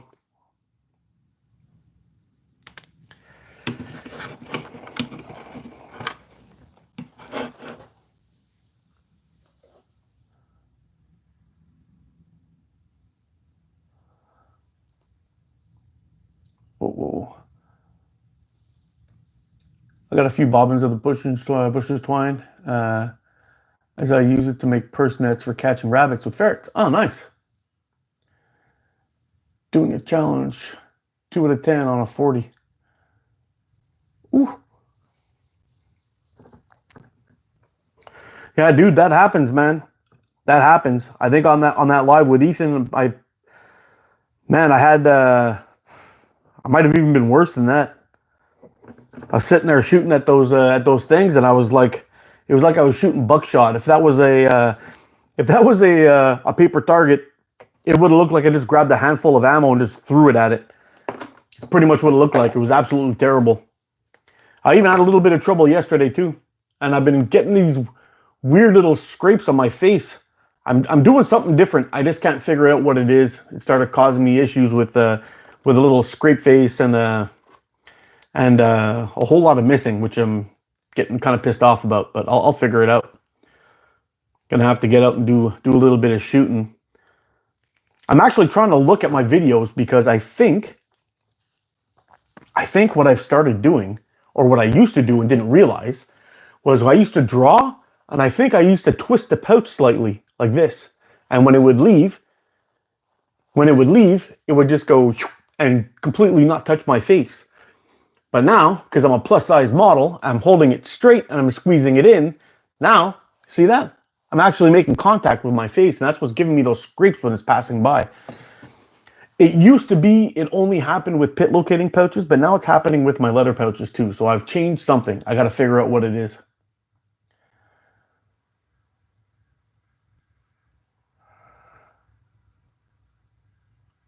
Used to be a trad archery fanatic until I came across Fowler and Simple Shot.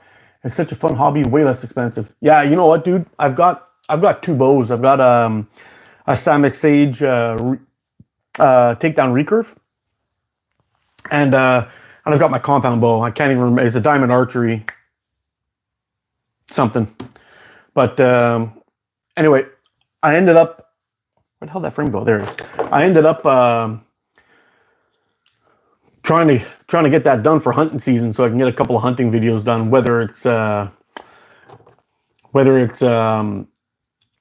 do you call it? Videos, bow hunting or slingshot hunting or whatever. I was kind of hoping I can get a couple of them done, but trying to get the right amount of I guess practice in, so I can actually make some ethical shots. Going to the club and all these things that were going on with my kid, with school and wrestling and driving around here and there, and me starting so early in the morning, I just couldn't get the time in. So this year I decided, okay, that's it. It's happening. I'm going. I'm getting ready for hunting season. Everything's going to be good.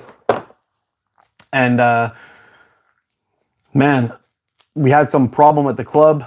Some property owner that lives next to the club that has the same woods attached,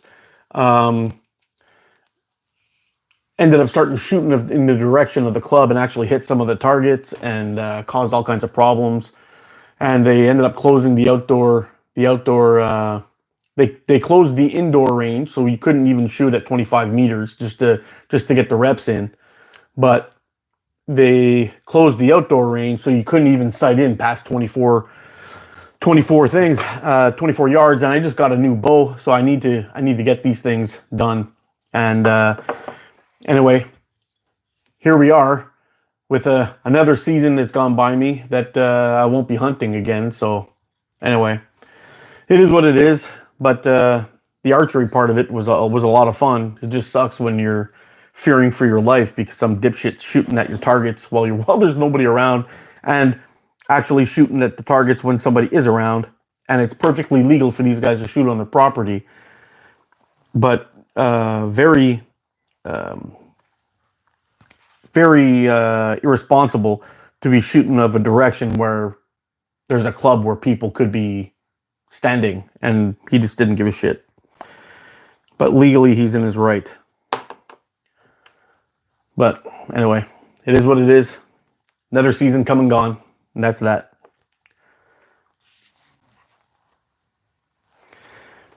And Turkey just opened up this year, and I got my license directly for that. I just don't have a safe place to get out and practice, to be making some ethical kills. I'm not about wounding animals. I'd rather just drop them where they stand and call it good. But anyway, there's always next year or the year after that. I will see if I can get some property that I can go and hunt for some rabbits with my slingshot, but I have to go to Ontario for that.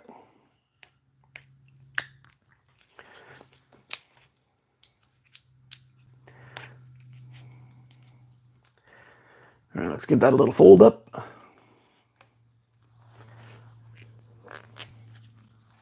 That's what I hate about wrap and tuck frames. I get very picky about how things look, and I want it to be clean looking. And when I do my little fold over,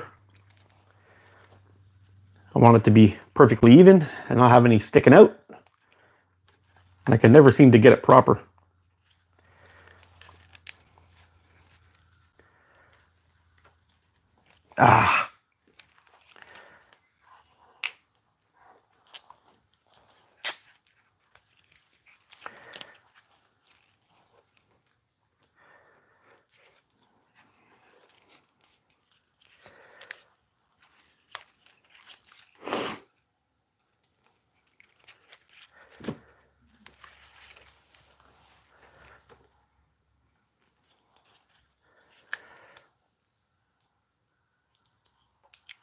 Let's cut that little bit off there. Don't need it. Whew, it's a lot of work. At least that's one side. One side's done.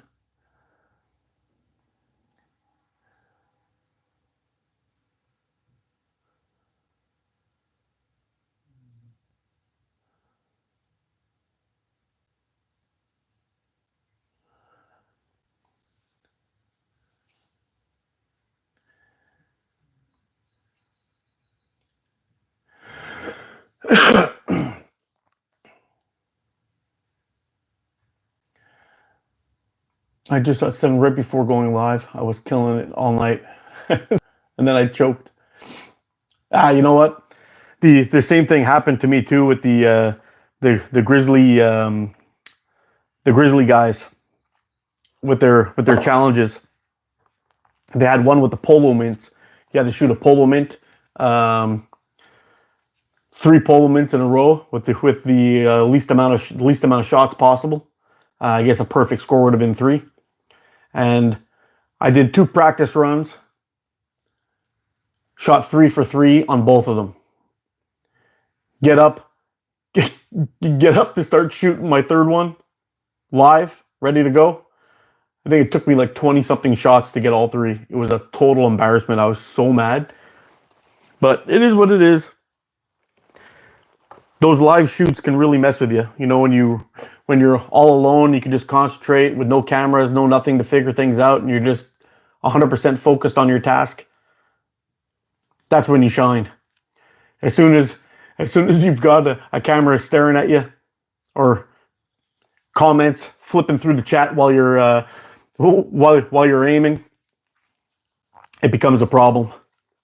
I know sometimes my neighbors come out onto their deck and they just watch me shoot in the backyard, and I get all freaky. I think if I ever went and shot a tournament, I think that would be the ruin of me. I would go out and just absolutely stink it up with all these people around me watching me.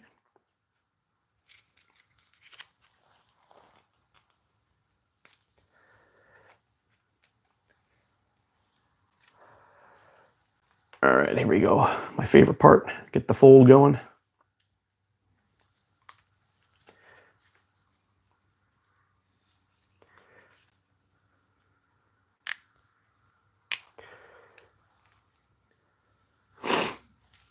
Yeah, I think what I'll do when I start, whenever I'm doing wrap and tuck frames in the future, I think I'm just going to leave a little bit more band there for the fold over. I think it'll be a cleaner and easier process, because I don't like wasting too much band for just like things you're just going to snip off, like a pouch end or something like that. I just rather keep it nice and neat. There you go. Stylus is all set up there. Yep. That might be good. We'll have to get that guy set up and ready to go outside. Shoot some clay with those ones. They're a little bit on the long side, so it should be okay. I thought they had put a double ganger in for you, Mark.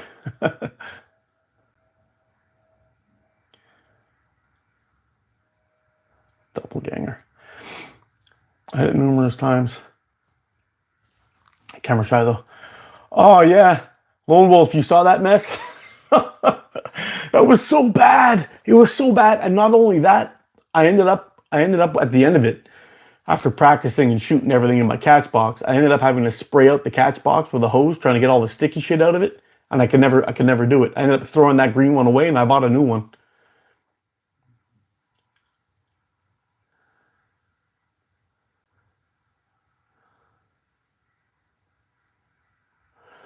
I've been looking at the takedown bow by Samick Sage. How do I rate it? I don't know. They've actually changed the model recently.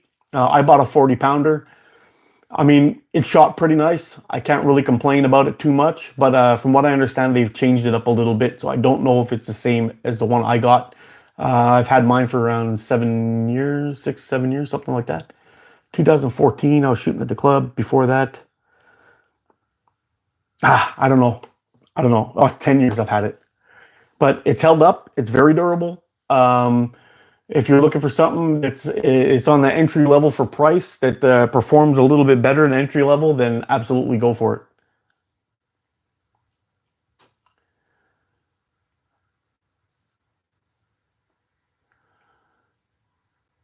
I found a Stone Age arrowhead yesterday. Oh, wow, that's amazing.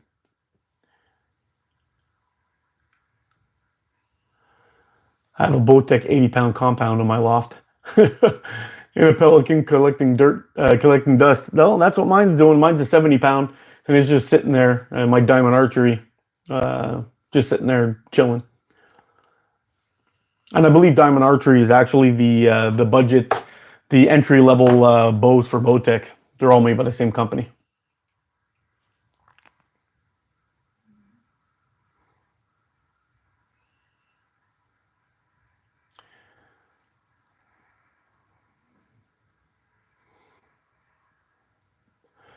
Yeah, I really want to do a hunting video. I got to get out and do some more outdoor videos because I'm getting kind of sick and tired of being in my backyard all the time. It's a lot of fun to get out into the woods and do some shooting and deal with the bugs and all that stuff. But I know I mentioned to you guys earlier this year, but I'm going to start doing one pot meal shoots. So I'm going to be doing some shooting, but also be doing some one pot meal videos and putting them all together in a like do a shooting course, get a fire started, get a meal going, add the recipe so you guys know how to make them, and go from there. Could be fun.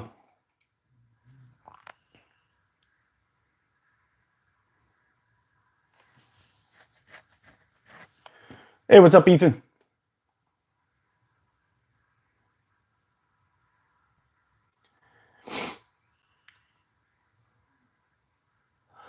Sundays are my favorite. A full day to argue with my wife.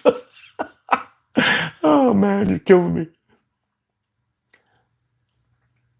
Unfortunately, I have together. See you all next. I have to get going. Take it easy, Jorge. Thanks for stopping in, bro.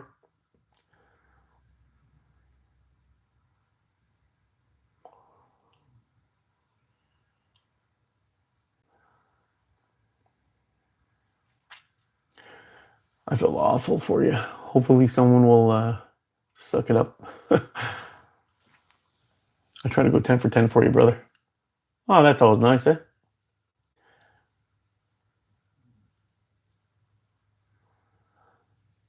Oh, bro, here it is, eh? Yeah. Northeast Slingshot says, I feel so dumb when people see me shooting. Oh, an old guy shooting a slingshot. Yeah, me too. And sometimes, man, I'm out there shooting a video and I'm talking to the camera like this, and like directly behind the camera, there's people just sitting there like this, staring at me from the street. And I'm like, there's a part of me just like, what the fuck you looking at, bro? Get out of here, you know? What the hell? But anyway, it is what it is.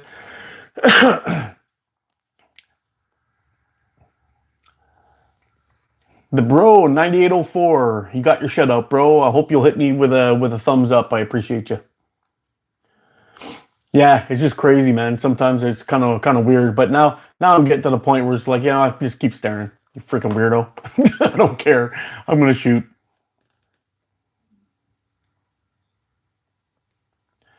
In the UK, people look at it as you're doing something wrong when you shoot a slingshot. Yeah, here too, man. They think you're up to no good, you're a troublemaker, or whatever it is.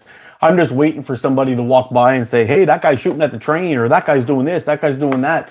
I always stop purposely when the train's going by, and I let it go completely from sight before I start shooting, only because of that. It takes one idiot just to be like, oh, look at this guy, and start their carrying crap and cause all kinds of trouble. And nope. They're not going to get it from me.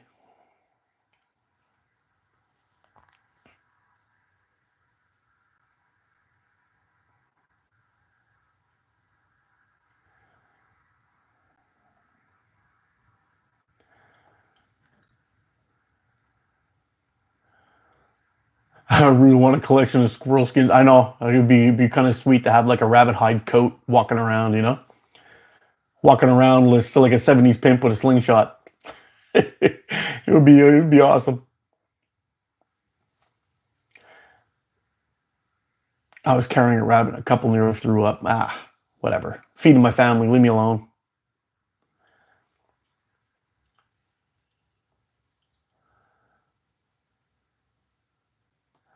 Good morning, afternoon, Sling Edition. How you doing, my friend?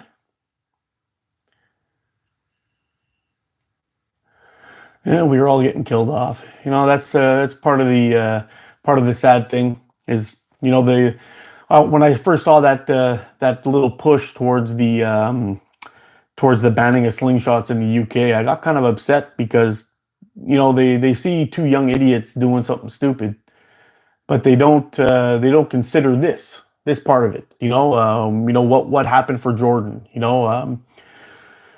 People taking care of people in the community doing that kind of thing. They don't see that part. They just be douchebags and they figure everyone with a slingshot's evil and they want them banned. No, nobody should have those things, But anyway, it is what it is. It kind of sucks, but I think it's important that the community gets together and we actually have these kind of conversations and we talk about it and we, put the truth out there and let everyone know that it's a lot more than just a couple of dickheads shooting at swans. It's something important. I know for me, for mental health wise, when things start getting a little bit bad for me, I go out and have a shoot and I feel much better, and it's important.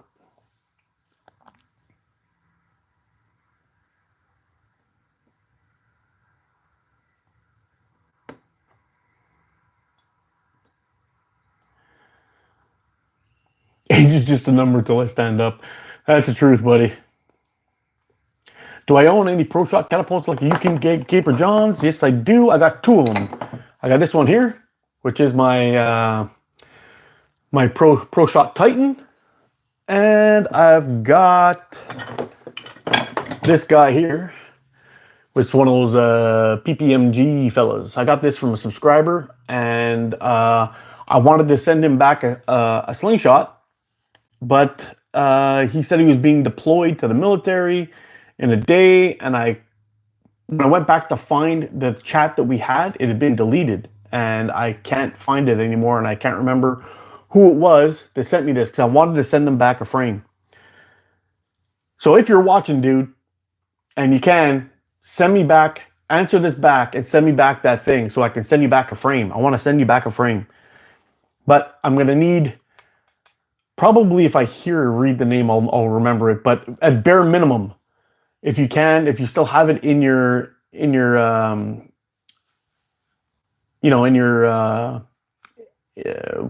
me out here, guys, in your messenger or in your Instagram, send me the original link so I can, or the original conversation so I can be sure that it's you. Because when I did my giveaway last time, I had like 8 emails from people claiming to be Brian McGregor, saying, no, it's Brian McGregor, blah, blah, blah. How come you didn't send me a thing? You gypped me, bro, all this kind of stuff. And you try to do something nice for the community and somebody's always trying to screw you.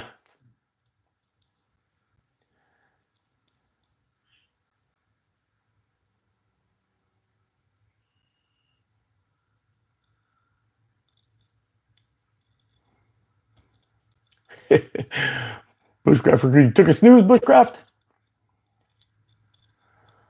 I have Bloodshot and a PPMG. Adjustable OTT sniper. Didn't make it early. How you doing, Hillbilly? Yeah, we're doing all right, buddy. We're doing all right. Smo, what's going on, bro?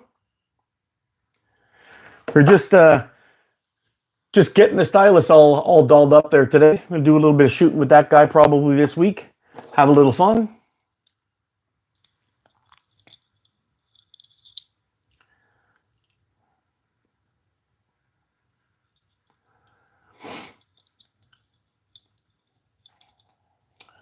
Raptor.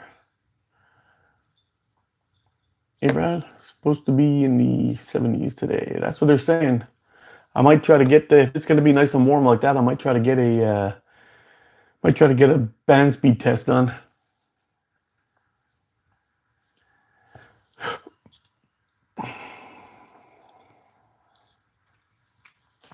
I have next to my old military camp. I think they used it. It was a crazy old Army sniper with his bow and a slingshot.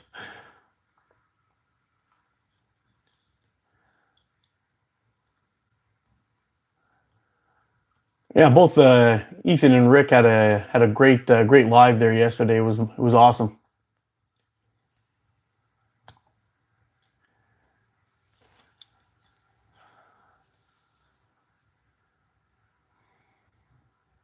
Morning, Sling Addiction. How you doing, my friend?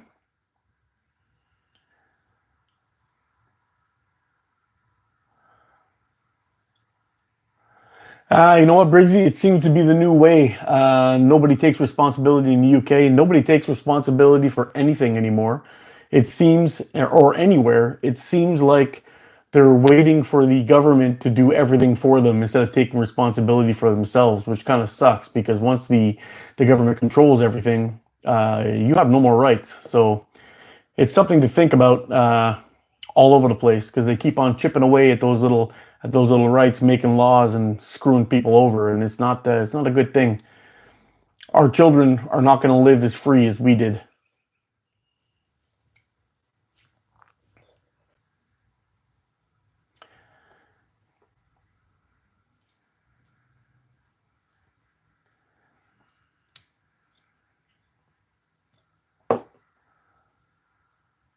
Hillbilly and Smo, oh, that would be great. 90% of the community use slingshots for hunting, and fun, and that's 1% to try to ruin it for everyone. Yeah, but you know what though, the hunting thing I don't think is an issue.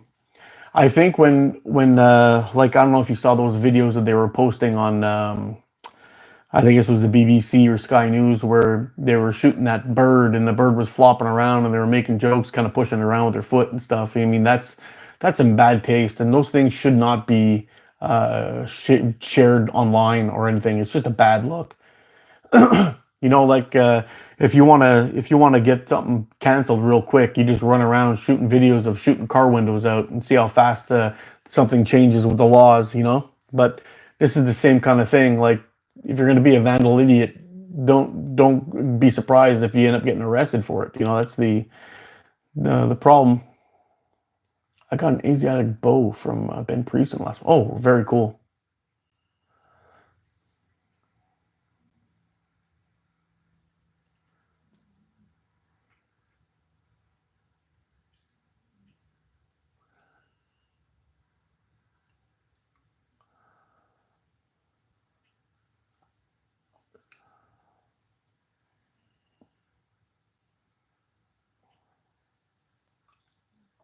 Yeah, I know. I got to drop that. Once I start talking about that crap, I go bonkers. So, is it allowed in Canada for everyone to go hunting with a slingshot, like rabbits or pigeons? Germany, it's even forbidden for professional hunters to use slingshots. In Canada, in my province, in Quebec, the laws change from province to province. So, in Canada, in Quebec, we're not allowed. In Ontario, you are allowed, and I think many of the other provinces you are allowed, but maybe not all of them. I'm not sure. But I live pretty close to Ontario, so I could probably go there and do some hunting there. But the problem is the I can go and hunt there, but finding land is very tough. There's lots of public land that you can go hunt on, but it's surrounded by private land. So trying to get from the access, you have to cross a private land, and almost all of them say no or want you to pay. And I found a lot of places around here that have private land. It'll save me for driving 4 hours to get to a place.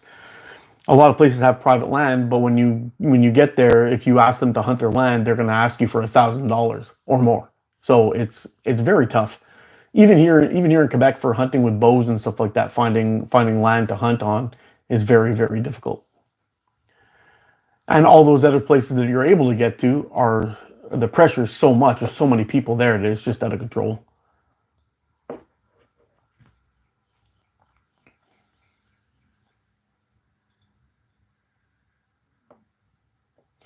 For all the shooting, how often do you have mishaps, accidents? I had a band slip off a fork a few days ago. It slapped me so hard. Uh, I think probably I've had mishaps. I've never shot my hand. I've never shot my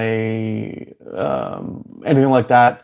I think the two things that I've ever had that were close and was it was a few times where I had some odd breaks on bands that came back and hit me, but it was only twice. And I shoot a tremendous amount, but I'm also careful, so I always check things out, make sure everything is good. But not very often. Here in New Hampshire, if you call a rabbit squirrel a pest, it's legal. Hunt with them with a slingshot? No. So dumb. So, wait. So, if you say I'm hunting for rabbits, illegal. If you say that rabbit's eating my lettuce in my garden, go ahead. But after you got rid of the pest, can you eat it? That's the question I have.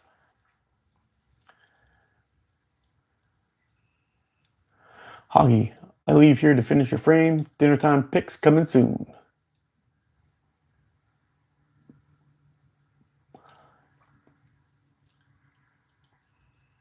That was from the Head of Fishing Gang. That's just nuts. Do you have wolves where you live? Yes, I do. I got wolves, I got bear, I've got coyotes, bobcat, lynx. In Quebec, we don't have cougar. We have cougar in Ontario. We have cougar in Newfoundland. We have cougar in down in New York State, and we're surrounded by cougars, but they don't come here because they don't speak French. With Lyme so prevalent in New England and deer and moose all affected, I'm not a big fan of eating deer right now. Do you find? Do you think Lyme is an issue? I think I'm more concerned about. I think I'm more concerned about the CWD, chronic wasting disease. I think that those prion diseases are terrifying. They don't seem to go away even after cooking or anything like that. They say that it doesn't transmit to humans right now, but they say the same thing about mad cow, and that made the jump. So it kind of makes you wonder. Hey, Brother K, you in the house here? Did I see that? Yeah, yes, sir. Brother K.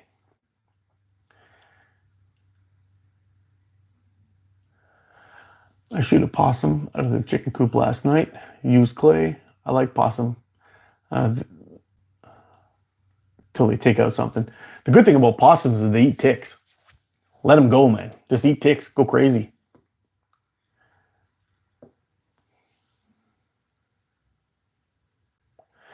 Yeah, you know what? Northeast.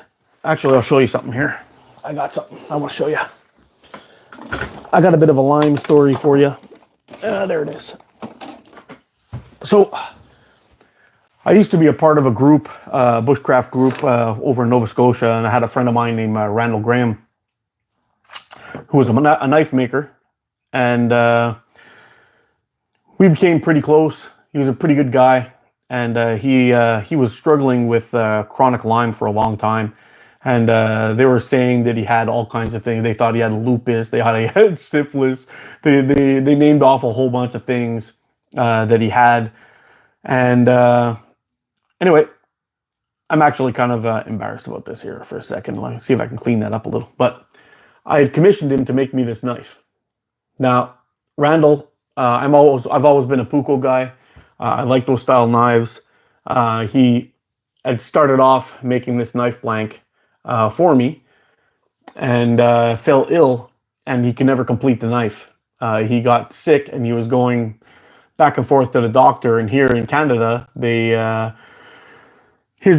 doctor that he had was treating him for Lyme disease, but they pulled the doctor's license because they said that chronic Lyme wasn't a real thing, and he ended up going to a naturopath to get treated. And for those people who actually have Lyme disease, there's a major problem with it, is that you can't kill it fast. When you kill the bacteria that causes Lyme, it ends up releasing like a toxin in your body, and the toxin actually gives you some bad side effects. And a couple of times, he would go to this naturopath. They'd give him some kind of stuff, and it seemed to be working for a time. But as he was going on, and that bacteria was in his body, and it was in his body for such a long time, that they ended up giving him a dose, and he started getting these convulsions, and he was falling down and going for convulsions and all this stuff. And that was from too much of the virus being killed off, or the bacteria being killed off, releasing this crap, and releasing this toxin. And he ended up having a heart attack and dying because of it. And his wife contacted a mutual friend of ours, this guy Mark Young, and Mark said, "Hey, you had a knife over there that Randall was building for you," and they sent me the knife blank, and they sent me the piece of bird's eye maple, and I wanted to honor Randall's, I guess, tradition and how he used to make it. He used to make everything by hand. The dude would go out and hand forge all these blades in right from wherever he was. I mean, for a while he was just working out of a van, and he started to do that make this guy out of just doing his thing. And sure enough, when he was done, he would take the handle, the knife blanks, lock them into a vise to work as a heat sink, so it didn't mess up the heat treat on the blade. He would heat up the bottom of it and he'd burn them into the handle. So it'd be upside down like this, and he'd burn it into the handle, and the handle would just stay there, stuck forever and never come off. And anyway, he sent me the knife, and I finished, or his wife sent me the knife and the handle wood, and I finished it off myself. So it came out okay. I made a really crappy handle for sheath for it, where I would. I mean, it holds nice, but it just looks pretty ugly. But I wear it as a neck knife because it's nice and light, and I like to have my knives really close there. And that's it. So that's my little Lyme disease story with a knife. And when I completed this thing, I took this on my trip to Algonquin Park, and I was going to bury it there and basically say goodbye to my friend. But I thought that Randall, if he was around still, he'd probably slap me and say, "You're a dipshit. You should use that knife, and that's the best way to honor it." And that's what one of my buddies told me. So I said, "You know what? You're right." Brought her home, and I've had it just kind of like hanging out there. But I didn't realize, but there was actually some moisture in the wood down there. I got to drop some oil in there and soak it, get it all done. But I'm gonna get rid of that little bit of rust on that edge, clean her back up again, and put her into service again, because I really love this knife.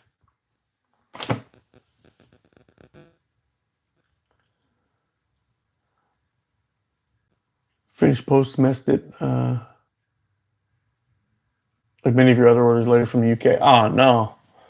Mr. Mark, I sent you an email with a few for shepherd slings for you. Oh, cool.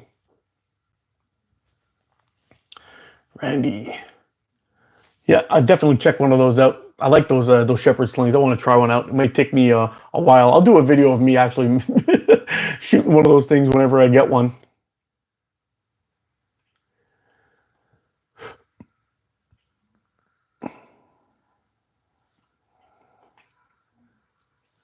Yeah, the same thing happened to me, Brother K. Canadian Customs decided there was too much hope and freedom in the box from Omega Slings, and they sent it back to Mikey. So it's on the way back again, where it's going to do the tour of the world.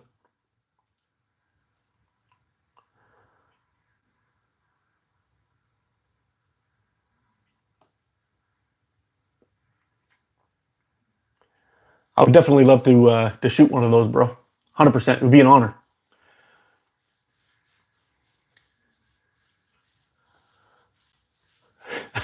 Mikey is an okay dude. I don't care what they've been saying earlier.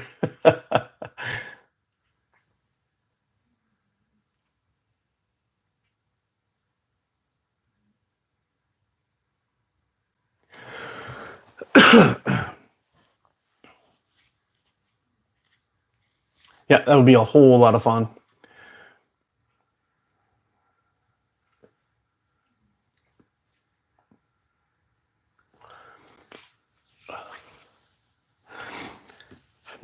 Yeah, so I got a nice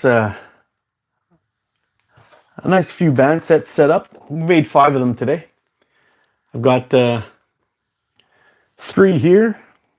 I'm gonna stick those in the bag with my green that I got going on. This is my my go-to size. These 13 and a half centimeter cut bands with a tied on pouch and everything. It actually works perfect with my Spitfire. So that'll be taken care of and ready to go. We got a band set on this guy here, the Stylus.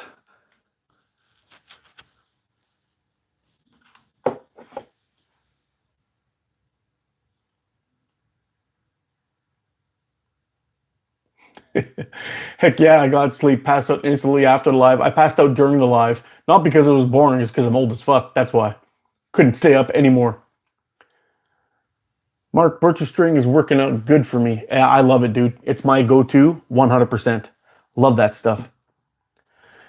Yeah, and we also got a nice band set up on the S Robin. We're gonna get this guy shooting again. It's been a long time since I've had this out, but I still love this frame.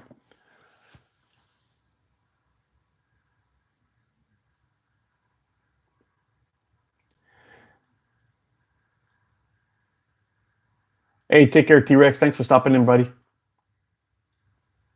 Still testing the Bushman, but mine isn't made up yet. Well, you'll see how it works out for you, bro.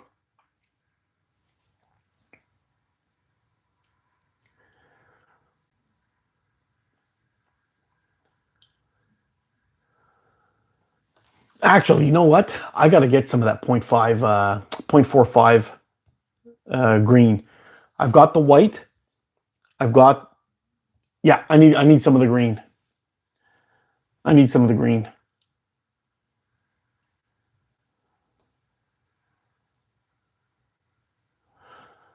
Been enjoying the channel. Thanks for sharing. I'm gonna have to. Hey, Blind Squirrel, do me a favor, man. Post your channel down in the comments here, so we can go by and check you out. I woke up from a nap to catch the live. Nice, dude.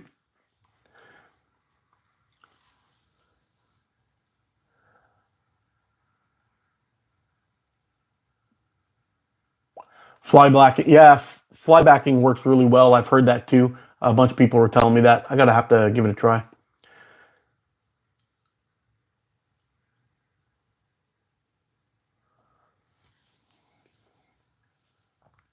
I had some bands fail early and some slip, but also had some last forever. So I think I just have to play with the how tight I tie it. Yeah, I just pull them. I just pull my my strings until I stop seeing it tighten up. When it really, like, I give it a good pull. I don't hold back at all. I just tighten it up real good. But I've never had one come loose or slip at all. So yeah, for me, it's an absolute win. Thanks, Brian. I'll try that. 0.5 white is really nice. You guys weren't kidding. Oh, I'm telling you, buddy. It's great stuff.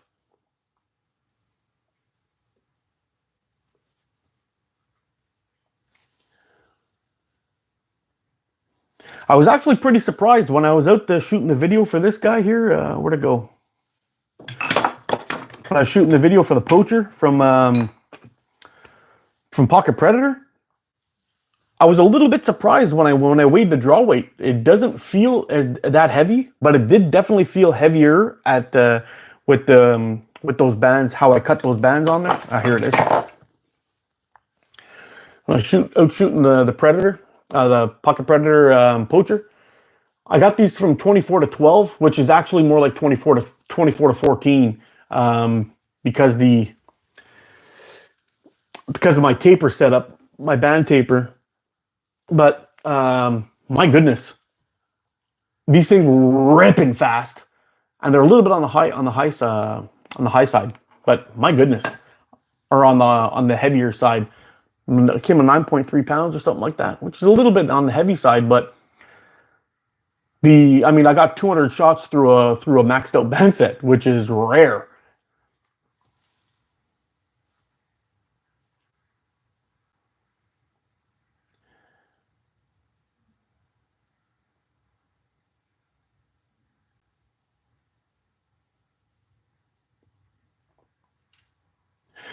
That butcher's drawing with a constrictor knot is all I use. Yeah, me too, buddy. I'm never looking back. I know I get a lot of people saying, "Oh, but this guy uses this guy uses that." I don't care. I'm a butcher's twine guy from now on. Everyone's got to use what works for them, and that's fine. If they got the magic touch with whatever it is they're using, go ahead. But for me, the butcher's twine is an absolute win.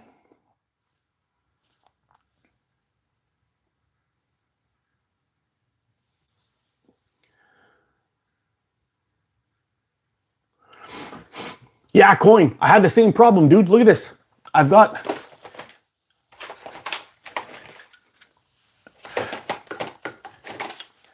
a bunch of these that I'm not using at all anymore. This one's a brand new roll. This one's a brand new roll that's coming loose a little bit. I got a couple of clear ones, and I got one black one left. they actually feel,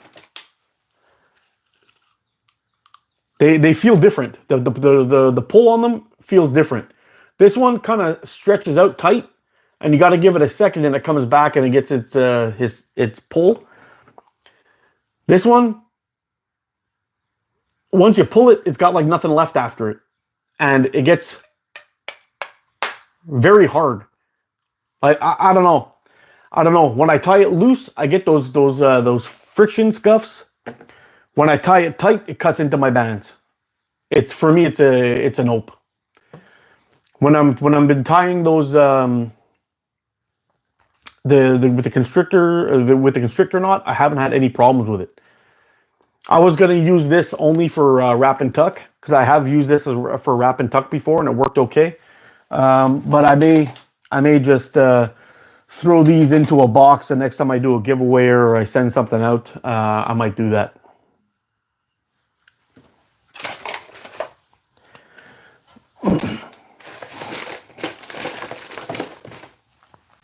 Anyway, when I do the raffle for this guy, which will probably be posted, I don't know, maybe Monday or Tuesday.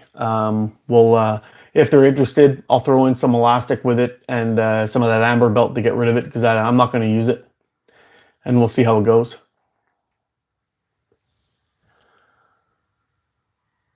I use it for tying to frames. Yeah, you know what? I was using it for that for a little while too, but send me that black amber belt. If you want a coin, it's yours.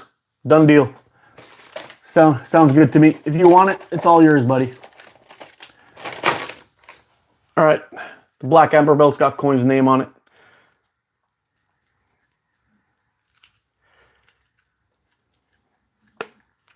Done deal. I wonder if the butch twine adds a bit of cushion for the latex. I don't know exactly what it does, but what I have found, that if you have any slipping at all when you're tying your amber or tying your bands, if there's any slipping at all, that'll cause an issue. So whenever I tie my bands, if you take your pouch and you stretch them out and you see that knot slide down, forget it. It's no good at all. It should not budge. And that's what I like about the constrictor knot. When I tie that, I can pull on that thing all I want. It will not budge. It'll just snap.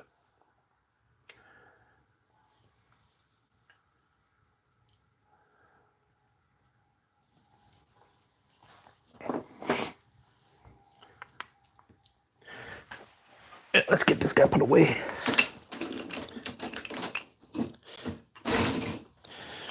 I got to get a little bit more work done on this guy. I think I'm going to narrow out the handle just a little bit more. But it's, every time I chip away at it, it just feels a little bit better and a little bit better. So I think I'm going to take this down just a little bit and just shave her down just a little bit more, get her a little bit skinnier, and we should be good. Same thing with this guy. This guy's feeling pretty good, but I think I'm going to thin out the backside of it. So I'm going to kind of taper it in just a little bit, just thin out those forks just a tiny little bit. But this guy's actually feeling pretty good too. This was my attempt at a wooden Titan Hunter. Let's see if I got the Titan lying around. I think it's kind of pretty close. It's a little bit chunkier, but the forks, yeah, this one it turned out to be around 85 millimeters, but it's kind of like a work in progress. When I have time,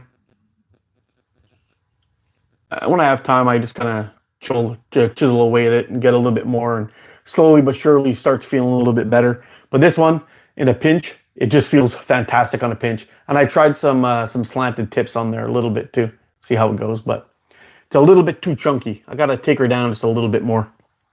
And my little Sparrow copy here is I absolutely love this one. This one feels great. The fork tips, got some slanted fork tips on there a little bit.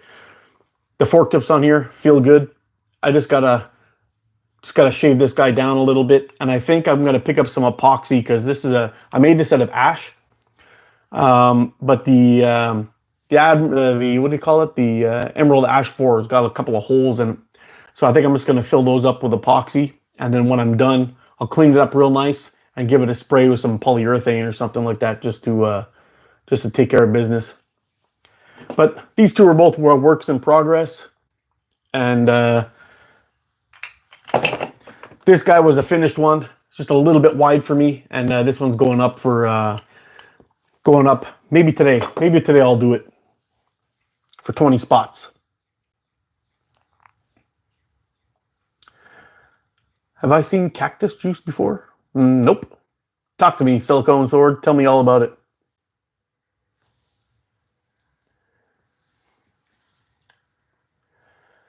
I've noticed that I leave the twine a little bit long and let fray. It'll quiet the bands down a bit. Maybe it'll work. I don't know. Kind of like a one of those string mufflers on a slingshot on a bow. I like this line of tips. Me too. It's just a little bit. It's just a little bit too chunky for me. I even might take this one down a little bit more too. Have it come back in. Just take it down a little bit more. But overall, I love this frame, and I've actually taken this down. The first time I did it, it was quite a bit thicker. But when I made it, I wanted to get out and shoot it so bad. I didn't even finish it. I put bands on it. I wasn't even done the sanding yet.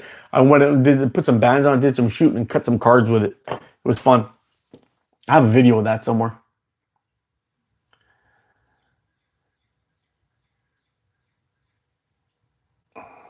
ATO, what size Sniper Sling Army Green do you recommend? Nice looking frame.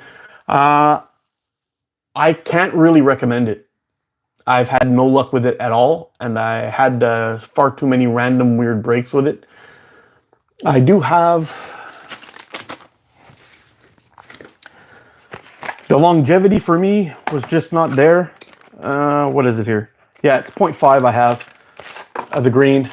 I got a bunch of it cut up here, ready to go, but it's not for me. I should probably try it with the constrictor knot and really put it through its paces, but the longevity is just not there. Yeah, I wouldn't recommend trying the Army Green from Sniper Sling if it was for me. I love the yellow, but the green's not for me. I always said Simple Shot would make a 90mm Sparrow. You probably would shoot anything else. Such a comfy frame. Agreed 100%. And that's why I made this guy, was because the original Sparrow, I think I have it here somewhere. Yep. The original Sparrow was only 83. And this guy, yeah, you see, I just kind of squared out the front of mine. I could probably round that out, make it look almost the same, but it's no big deal. They have the little flat spots up here, then it went into round.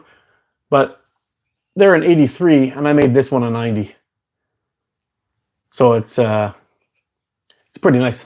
But I think I got pretty close for a first time, carving that out by hand with a pocket knife. With a pocket knife, and then finishing it up with some power tools, but came out pretty nice. I was happy with it.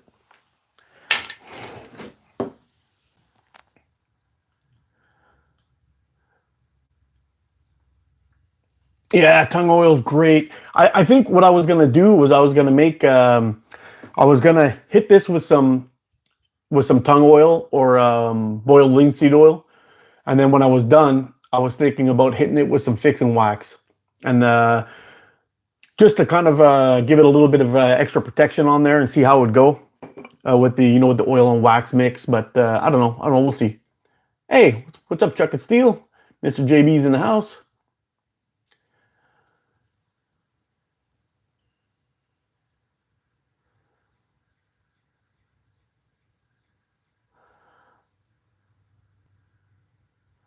I just picked up Wranglers and bearings all over the shower floor. Oh no.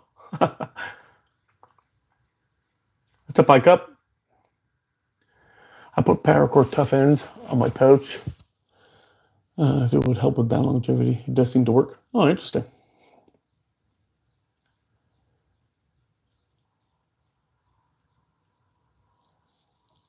Butcher's Twine 100% cotton food grade. That's what I use, buddy. I was up till 5 a.m. Holy smokes.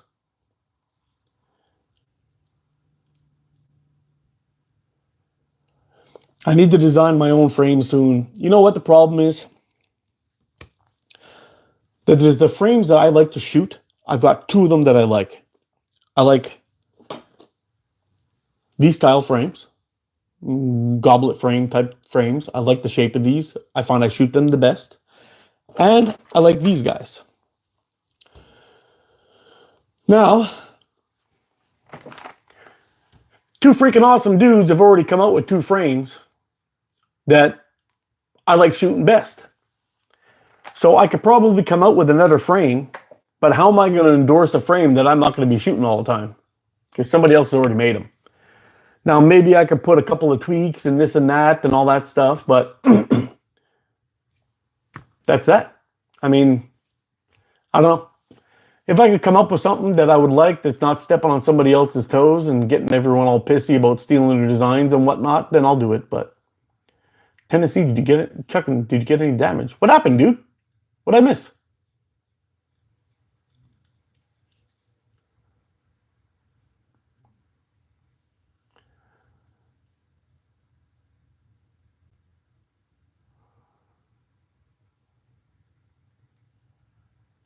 Yo, what happened to Chuck and Steel, man? Did you,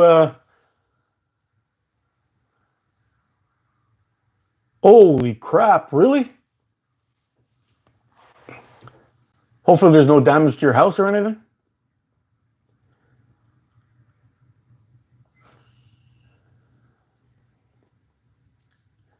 Have you shot a skeleton yet? No, not yet.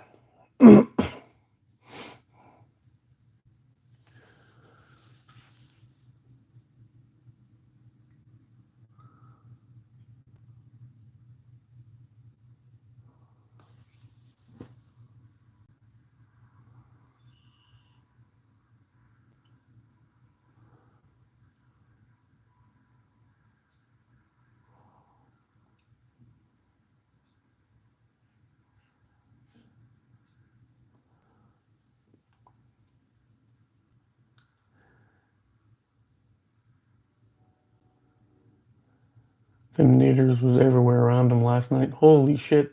I got lucky, no damage that matters. Whew.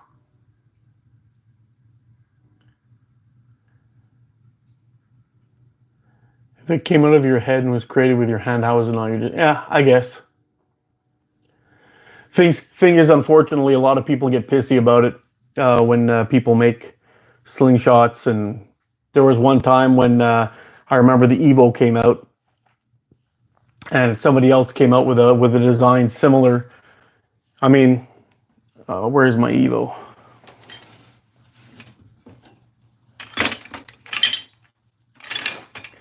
Anyway, people on the groups were talking like this other guy should have paid homage to the goblet and call it a goblet because that's Wayne Martin's design and blah blah blah.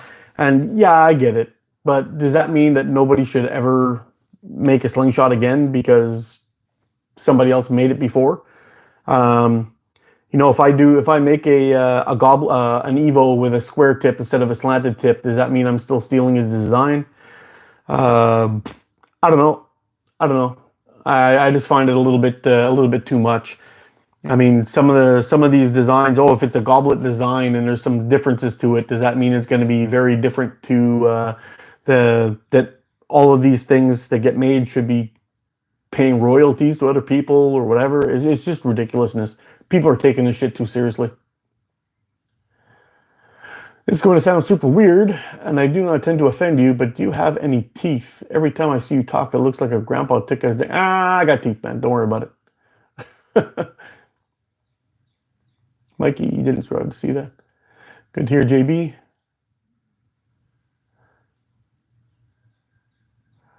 People get set up with design theft all the time, man. It's just make them ugly so nobody want to copy them. Yeah.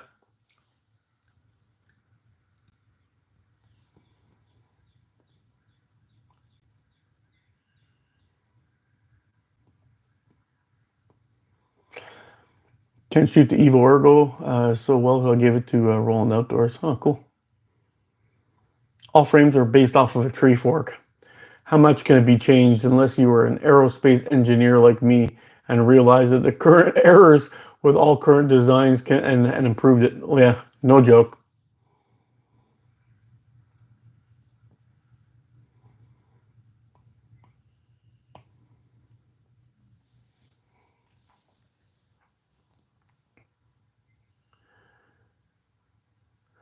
Yeah, you see, that's the thing. You know, a lot of things are, you know, the same as other frames, and I mean, a lot of the frames that I shoot the best are very similar to this. Like this one, I got my Beagle, which is similar to this. I got my Titan Hunter, which is also similar to, where'd it go? Anyway, it's also very similar to the Centurion, but it's got a different shape. The Centurion is very close to this, which is kind of similar in shape. I mean,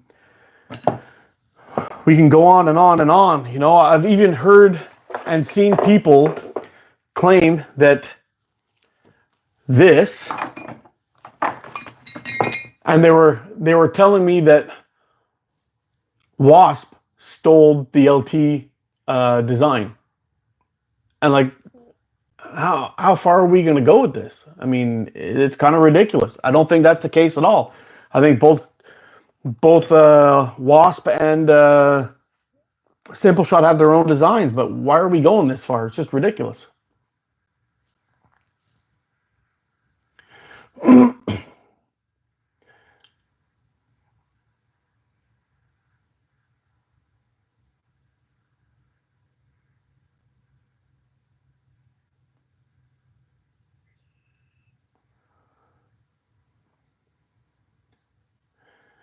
Yeah, guys, hey, Mikey and Chuck and Steel, if you guys want to go live, tell me right now. I'll wrap this one up. You guys go do it, buddy. We've been at it for long enough. I don't think anybody else needs to see my ugly mug anymore. I have V. You have an awesome Sunday, and thanks for stopping in, bro. You're awesome, man.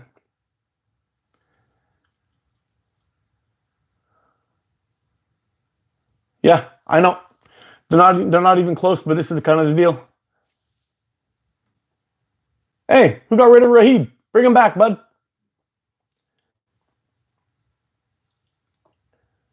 No, that's my dude. Bring him back. Rahid, come back.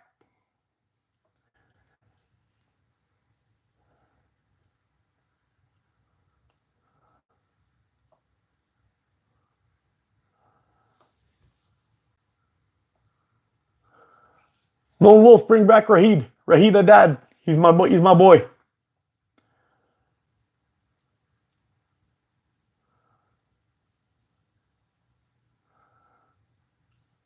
A Scout and a Ranger have similars, but not exactly. I think some makers have their panties in a knot when someone makes something they can't.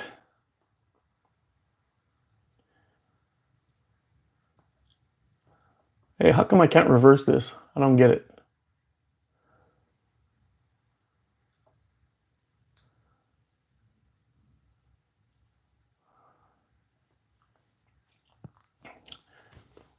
Oh, sorry, Raid. I thought somebody was.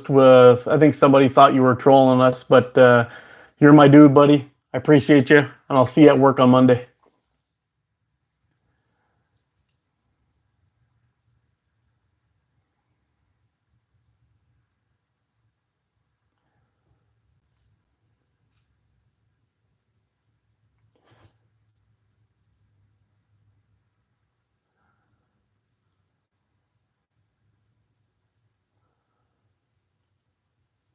Oh, just to be clear, guys. The people that were complaining about these two being the same thing was not anybody from Simple Shot or anybody from Wasp. It was just some random dude talking shit. But they were going on about them the guys from the UK stealing American designs all the time. It's not the case. It's ridiculous.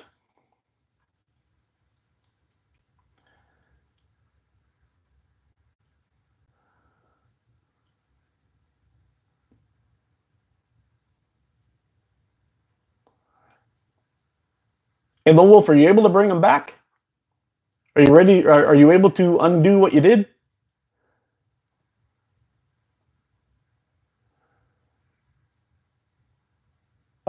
Yeah, see if you can bring them back, man.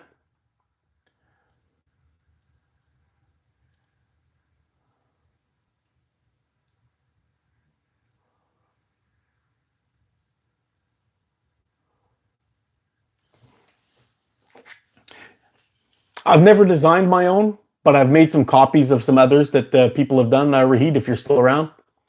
So I made this guy. I made this guy. Carved this one out of wood. I made this guy. And I got a couple others. I made this little fella. And actually, one of my favorites, I don't know where I've put it. I might have put it back. Yep. Yep. And I've also made this guy. As little as silly as this thing feels, it's like magic in my hand. It's fantastic.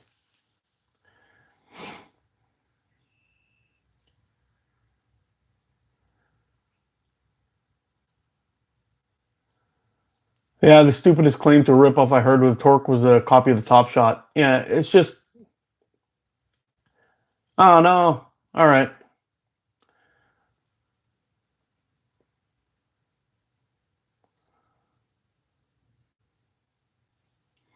I think the main problem is a lot of builders don't want other people making money at the end of the day, and the product was good enough for you. Yeah, you know, I think that's a big issue all the way around. I think there's too many people that carve out their little section of business, and they think that they own that domain, and I think that's a big problem.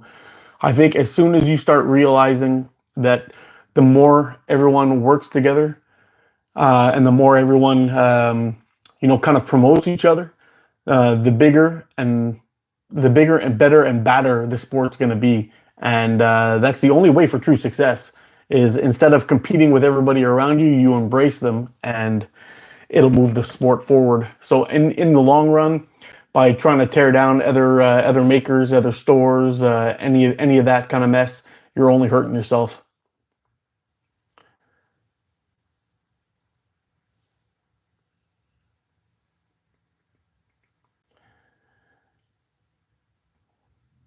All right, no big deal. I'll work things out with Raheed tomorrow and explain what's going on.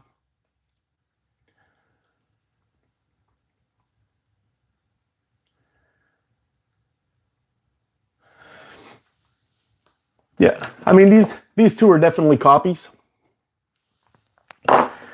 These guys are just things that came out of my head, and then basically made what the wood gave me, I guess you could say. Same as these guys here too. This guy actually started out as a Y-fork this size, and I kept on chiseling away at it, and it kept on getting smaller and smaller and smaller because the wood kept on falling. Like I was finding these funny quirky spots in the wood, and slowly but surely it disappeared, and here we are. And this guy too was kind of the same thing. I had some bad parts in it, and anyway, I got to see if I can fix this one. I really like this frame. It's such a good looking frame. I know I keep showing it. I should just anyway.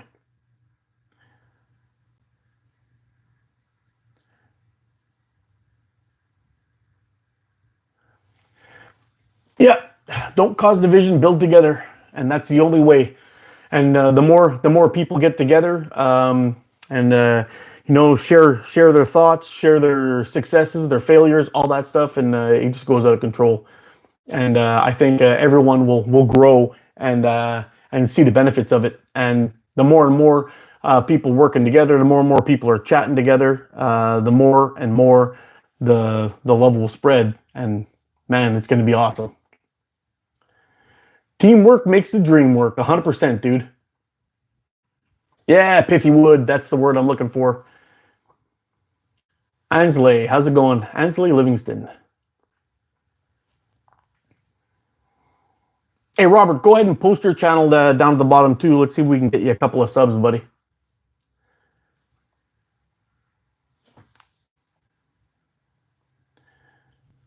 Anyone can use any of my designs and any purpose they'd like. Just ask, that's all. And you don't have to make them for HTP for sale. Smo, you're an awesome dude, man. Actually, speaking of Smo, I've got one of his right here, Mr. Yeti, that we got to put a band set on also, which is a freaking awesome slingshot. I was out there shooting it with this Sunki 0.5, And I got to tell you, no, that's a metric key. And I busted it just the other day. I was trying to give Sunki another shot, but I got to say that it's another elastic that's just not for me. I can't seem to get it to last. Performance is real nice though. I'll tell you that. Yep, Smo is an awesome freaking dude.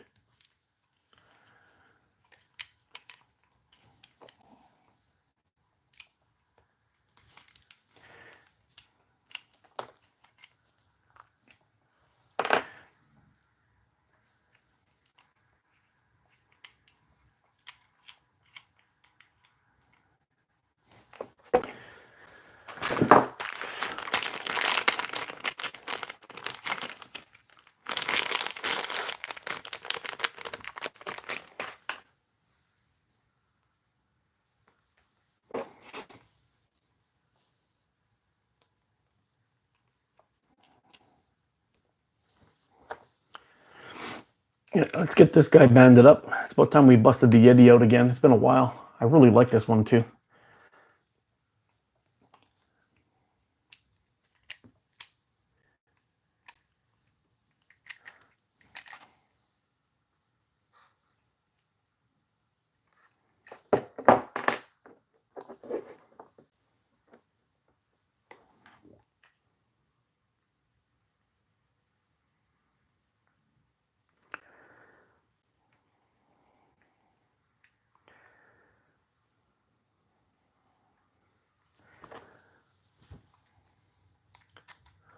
Amir, what am I making? I'm not really making anything now. I've been doing a lot of... I've been making some bands today for a couple of my slingshots. I've got a few of them set up and ready to go. This one here, this is one of the band sets that I made, and this is the Yeti made by Smo Slings, and he's actually in the comments if you ever want to ask him a question or get one of these yourself. He has his, a store on Etsy, right? I believe Etsy or eBay. I can't remember where it was, but yep, he makes some damn good slingshots. Got some nice designs. It's great stuff, and we're gonna have to get out and shoot this guy very soon. And the cool thing was actually when Smo made this and sent it to me, this was one of the first ones he was just playing around with adding clips to it. You can see this is it's got some Wasp clips on there. It was one of the first ones back in the day, and let me tell you, this is another great design. I can't remember. I don't know if I ever did a review on this thing. I probably should. The Yeti's a damn good frame. I freaking love this thing.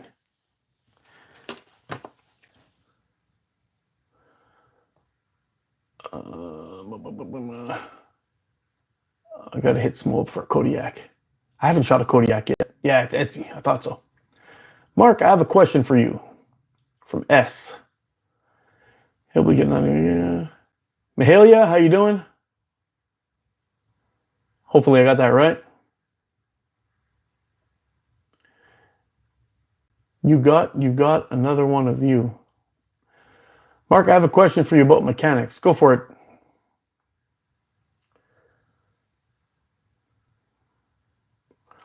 All right, S. Ask your question, buddy. Ugly Plankton, how you doing? That's a great name. That's a hi.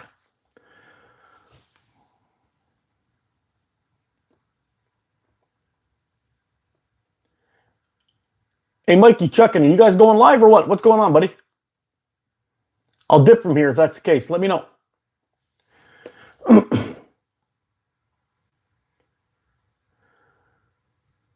Should have got a glowing wasp, a glow-in-the-dark wasp keyring.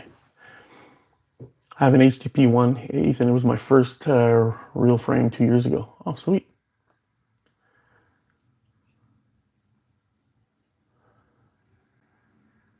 Weather is bad for me. Oh, is it still nasty over there, checking?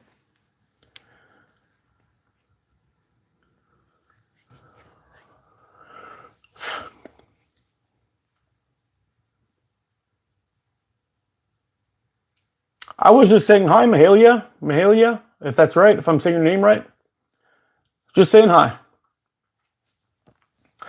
Yeah, Chuck and Steel, we had some pretty damn bad weather up here too last night. It's not bad like yours with no tornadoes and shit, but the lightning went batshit here. It was just zapping around everywhere like nonstop. Like I was telling people earlier, it felt like we were in Baghdad, right in the middle of right in the middle of Desert Storm. It was just nuts.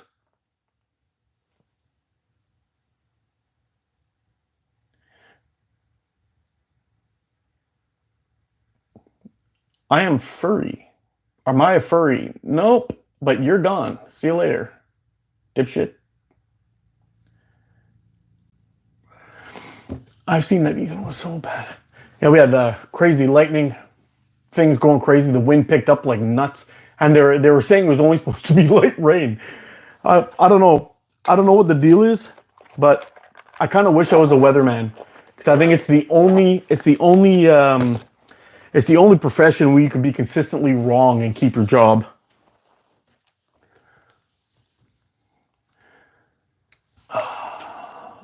Name a country for an edit. See you later. Turned out nice. I was happy. I learned a lot in cutting carbon fiber with that build.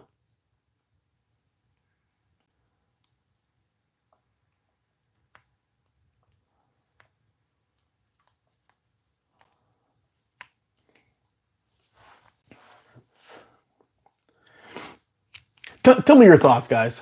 You know all these people that show up and they're like, name a car for an edit, name a country for an edit, name a this, name a that for an edit. They gotta be bots. They gotta be. Like I don't know. I don't know. I don't understand how you can get 10 people in a row that's gonna ask you for something for an edit. I don't get it. They've got to be bots. What does everyone think? What's your thought on this?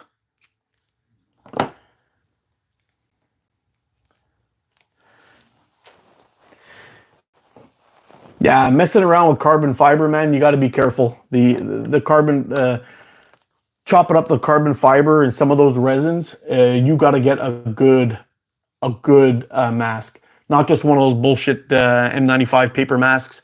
Get yourself a respirator, something good, because that shit's gonna get into your lung and fester and cause cancer and shit. Don't mess around with that.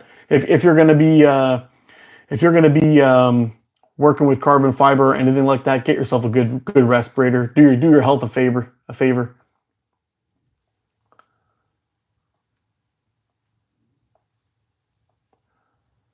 Same for some woods too.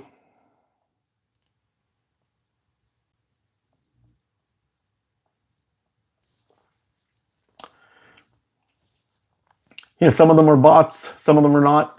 You know what? They kind of got to be, I guess, because they seem to come in waves. I would get one, then I'd get four or five, all the same questions. Wood fungus is nasty for getting in your lung. Yeah, no joke, man. Full face respirator. If you can get one, it's good. We have these respirators at work with the two pucks on them. They work really, really good. But you have to make sure that you have them fitted properly.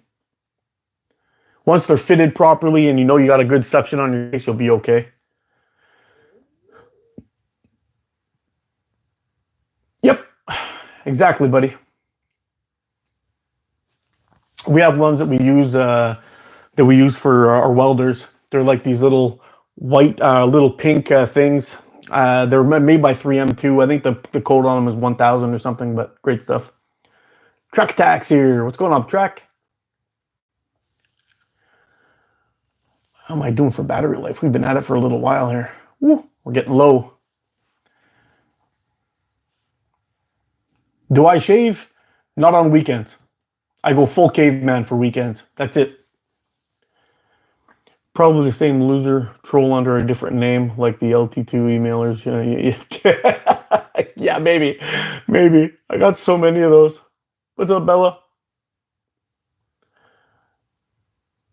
Kept a shop at working machine wood that infected our shop with a vacuum system. That was a nightmare. Oh, I bet.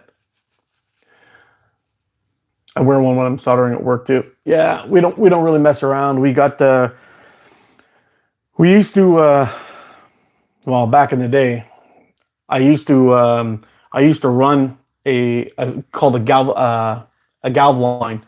So basically, we used to do some printing on galvanized pipe, but we'd have to finish them and clean the insides of them to make sure that when they went to go be installed as sprinkler pipe, they don't cause any issues.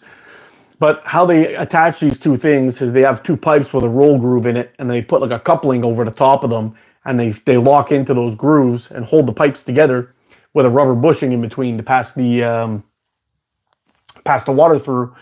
And if there's any bumps or inconsistencies on those ends, they have to be cleared out, otherwise the pipes will leak. So I used to go in there and I used to grind this galvanized material off these pipes to get them down to that same level so the coupling will hold properly. And I would come out looking like the Tin Man. I'd be completely covered in that stuff. And we were just using a really garbage N95 mask. And there were some days where I was coughing silver shit up, and it's not good. So we ended up wearing those big old masks. And definitely not the best. But definitely not the best way to go. Man, if you don't have a Yeti cup, stop what you're doing and get one. I'm still working on this coffee. We've been at it for 3 hours, 7 minutes, and 25 seconds. And my coffee's still hot. Yeti for the win. And this is a big boy too. It's like a two-hander.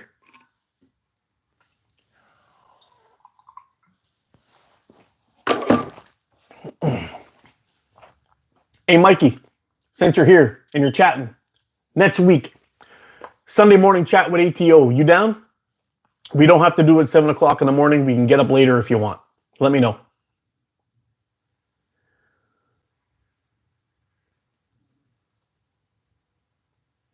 Yeah, you know what? I actually made a wood-burning stove out of some galvanized pipe, galvanized plate, and I welded it all up. And I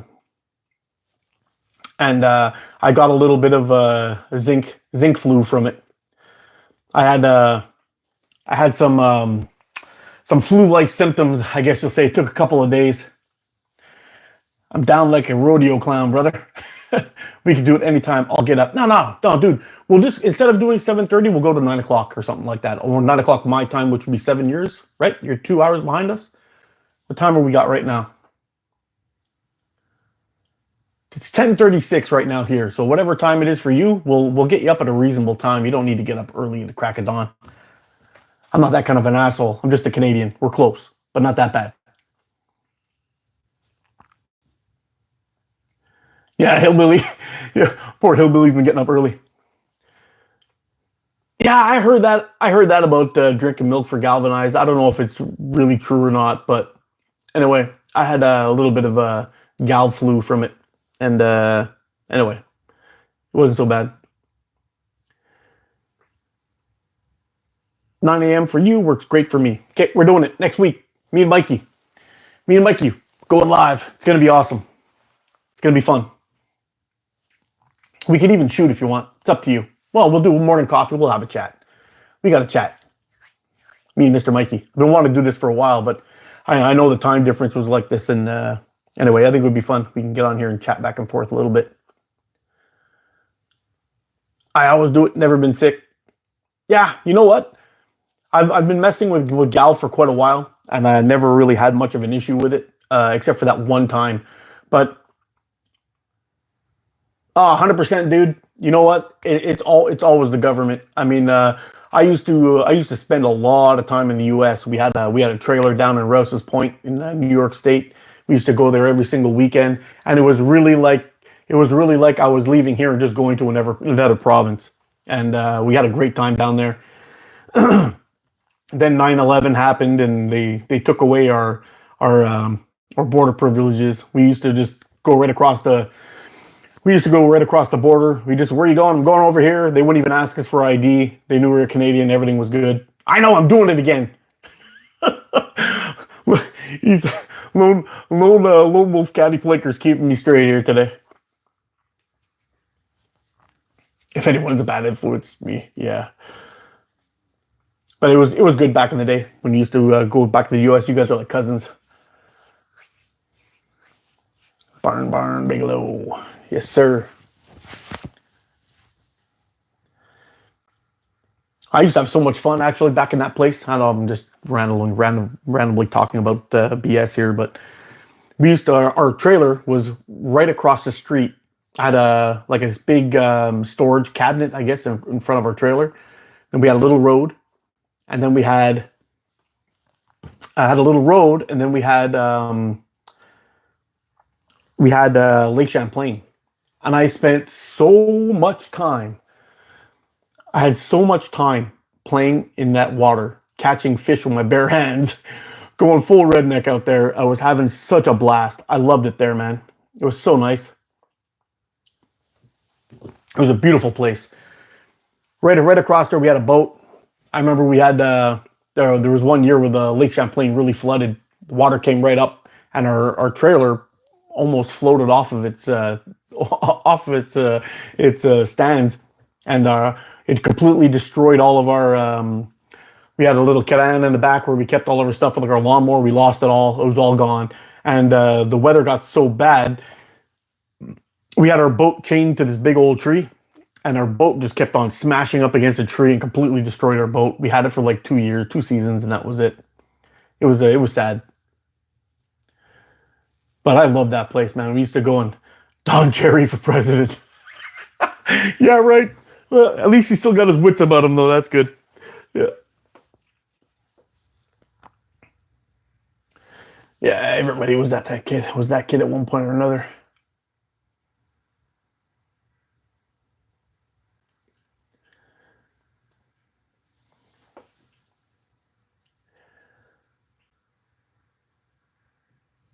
Like he hit me up. Tell me how to free sound for me. $100 later, it's on the way.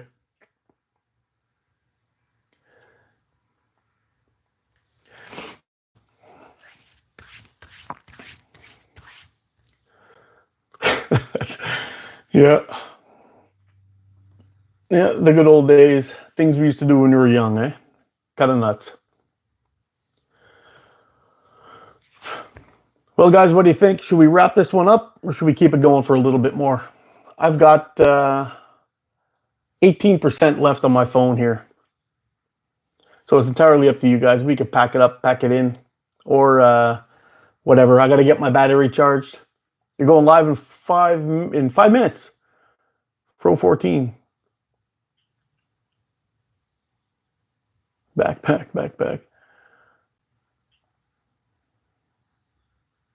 Selling slingshots is natural for me. Yes, sir. I agree. Keep it going? I'll keep it going. I'll keep it going for a little bit while longer, but then I got to get some editing done, get that video up, and then make some breakfast or maybe brunch at this point for the family, and then get out and do some more filming before the day's over.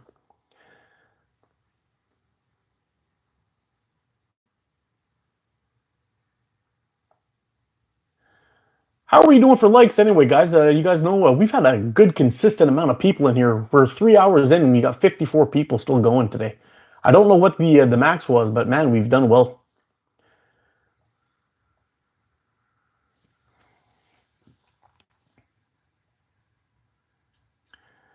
Hey, take care, Hillbilly Slings and Wares. Mr. Rick, you have a wonderful day, buddy.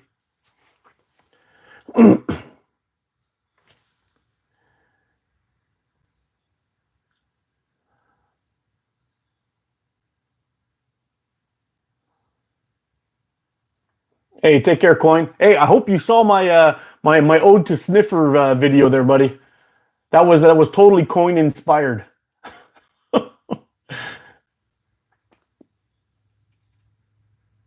You take care, bud.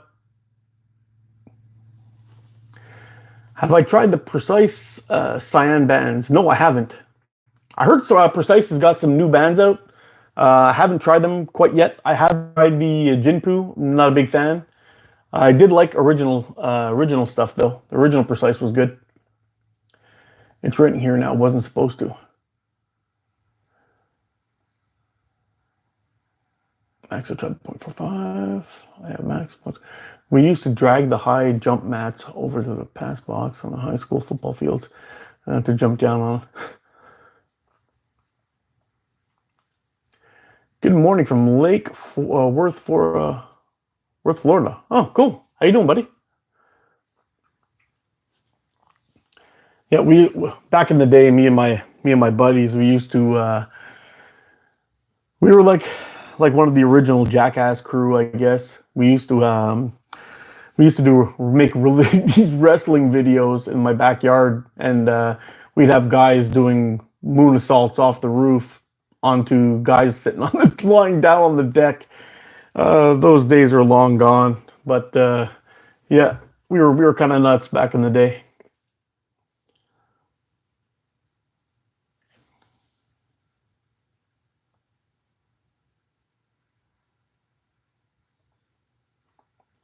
We pretty much ruined the landscaping too. We had these what do they call them? Was it a silver spruce or whatever it was, growing right in the front of our house, and it was like maybe 8 or 10 feet tall. It wasn't a very long one, and we had these big globe cedars sitting in the front yard, and we used to have a good couple of beers, and we were messing around in the yard, and one of my buddies goes running across our yard and dives into the tree, and the tree would bend down like this and like fling him back like a catapult. It was fun. We all did it, but we ended up destroying the trees and had to cut them out, and clear them out, and put new things in there because they were destroyed. But those are the good old days.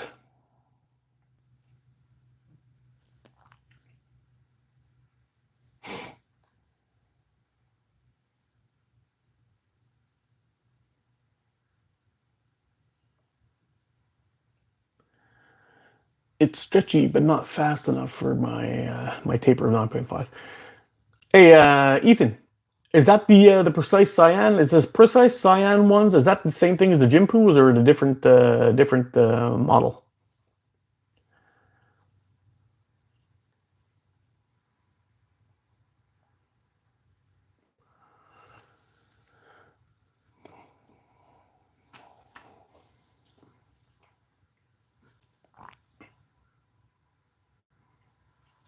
Thanks, Randy, spreading that love. How are we doing for likes so far? I don't know if anybody goes in there. Let me know what we're at. Has an 800% elongation. Holy crap, that's nuts. I've never seen an elastic that stretched that much. So if it's stretching that far, we're talking 8. What are the retraction speeds like then if it's that soft it could stretch that long?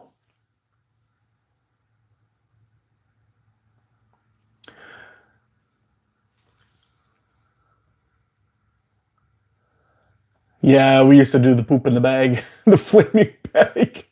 Yeah.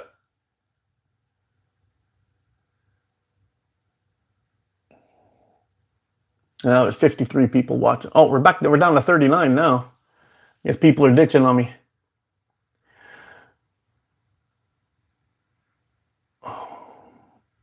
Mark, why are you acting like you won't catch these hands? What are you talking about?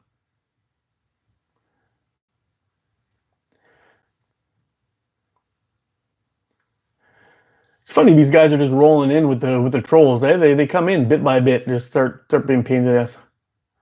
Yeah, well, we're back up to 43 again. Here we go. We're up and down like crazy. I'm gonna try that cyan soon. The old flaming poo maneuver. Yeah. Yeah. It was good being a weasel when you were a kid, eh? No cares, no nothing. Where are we at here? Okay. We're gonna have to wrap this one up, dudes. I'm down to 14%. The last time it only gave me another 5 minutes or so. I'm sorry, guys. But we're gonna have to wrap it up. Thanks a lot for everyone making this such a successful chat today. I had a lot of fun. You guys are freaking awesome. And anyway, we'll wrap this one up. I gotta charge the old battery and see if we can get that video up today and get out and do some more filming before the day's over. You guys take care. Yeah, peace, brother, and I'll see you next Sunday. We'll talk in between, and I'm hoping my package from you guys will come, so maybe I could do an unboxing during the vid if I can hang on that long. We'll see. Anyway, you guys take care, stay safe, get out and practice, be good to each other. I'll see you again soon. I love you guys. Are freaking awesome. Bye, everybody. Take care.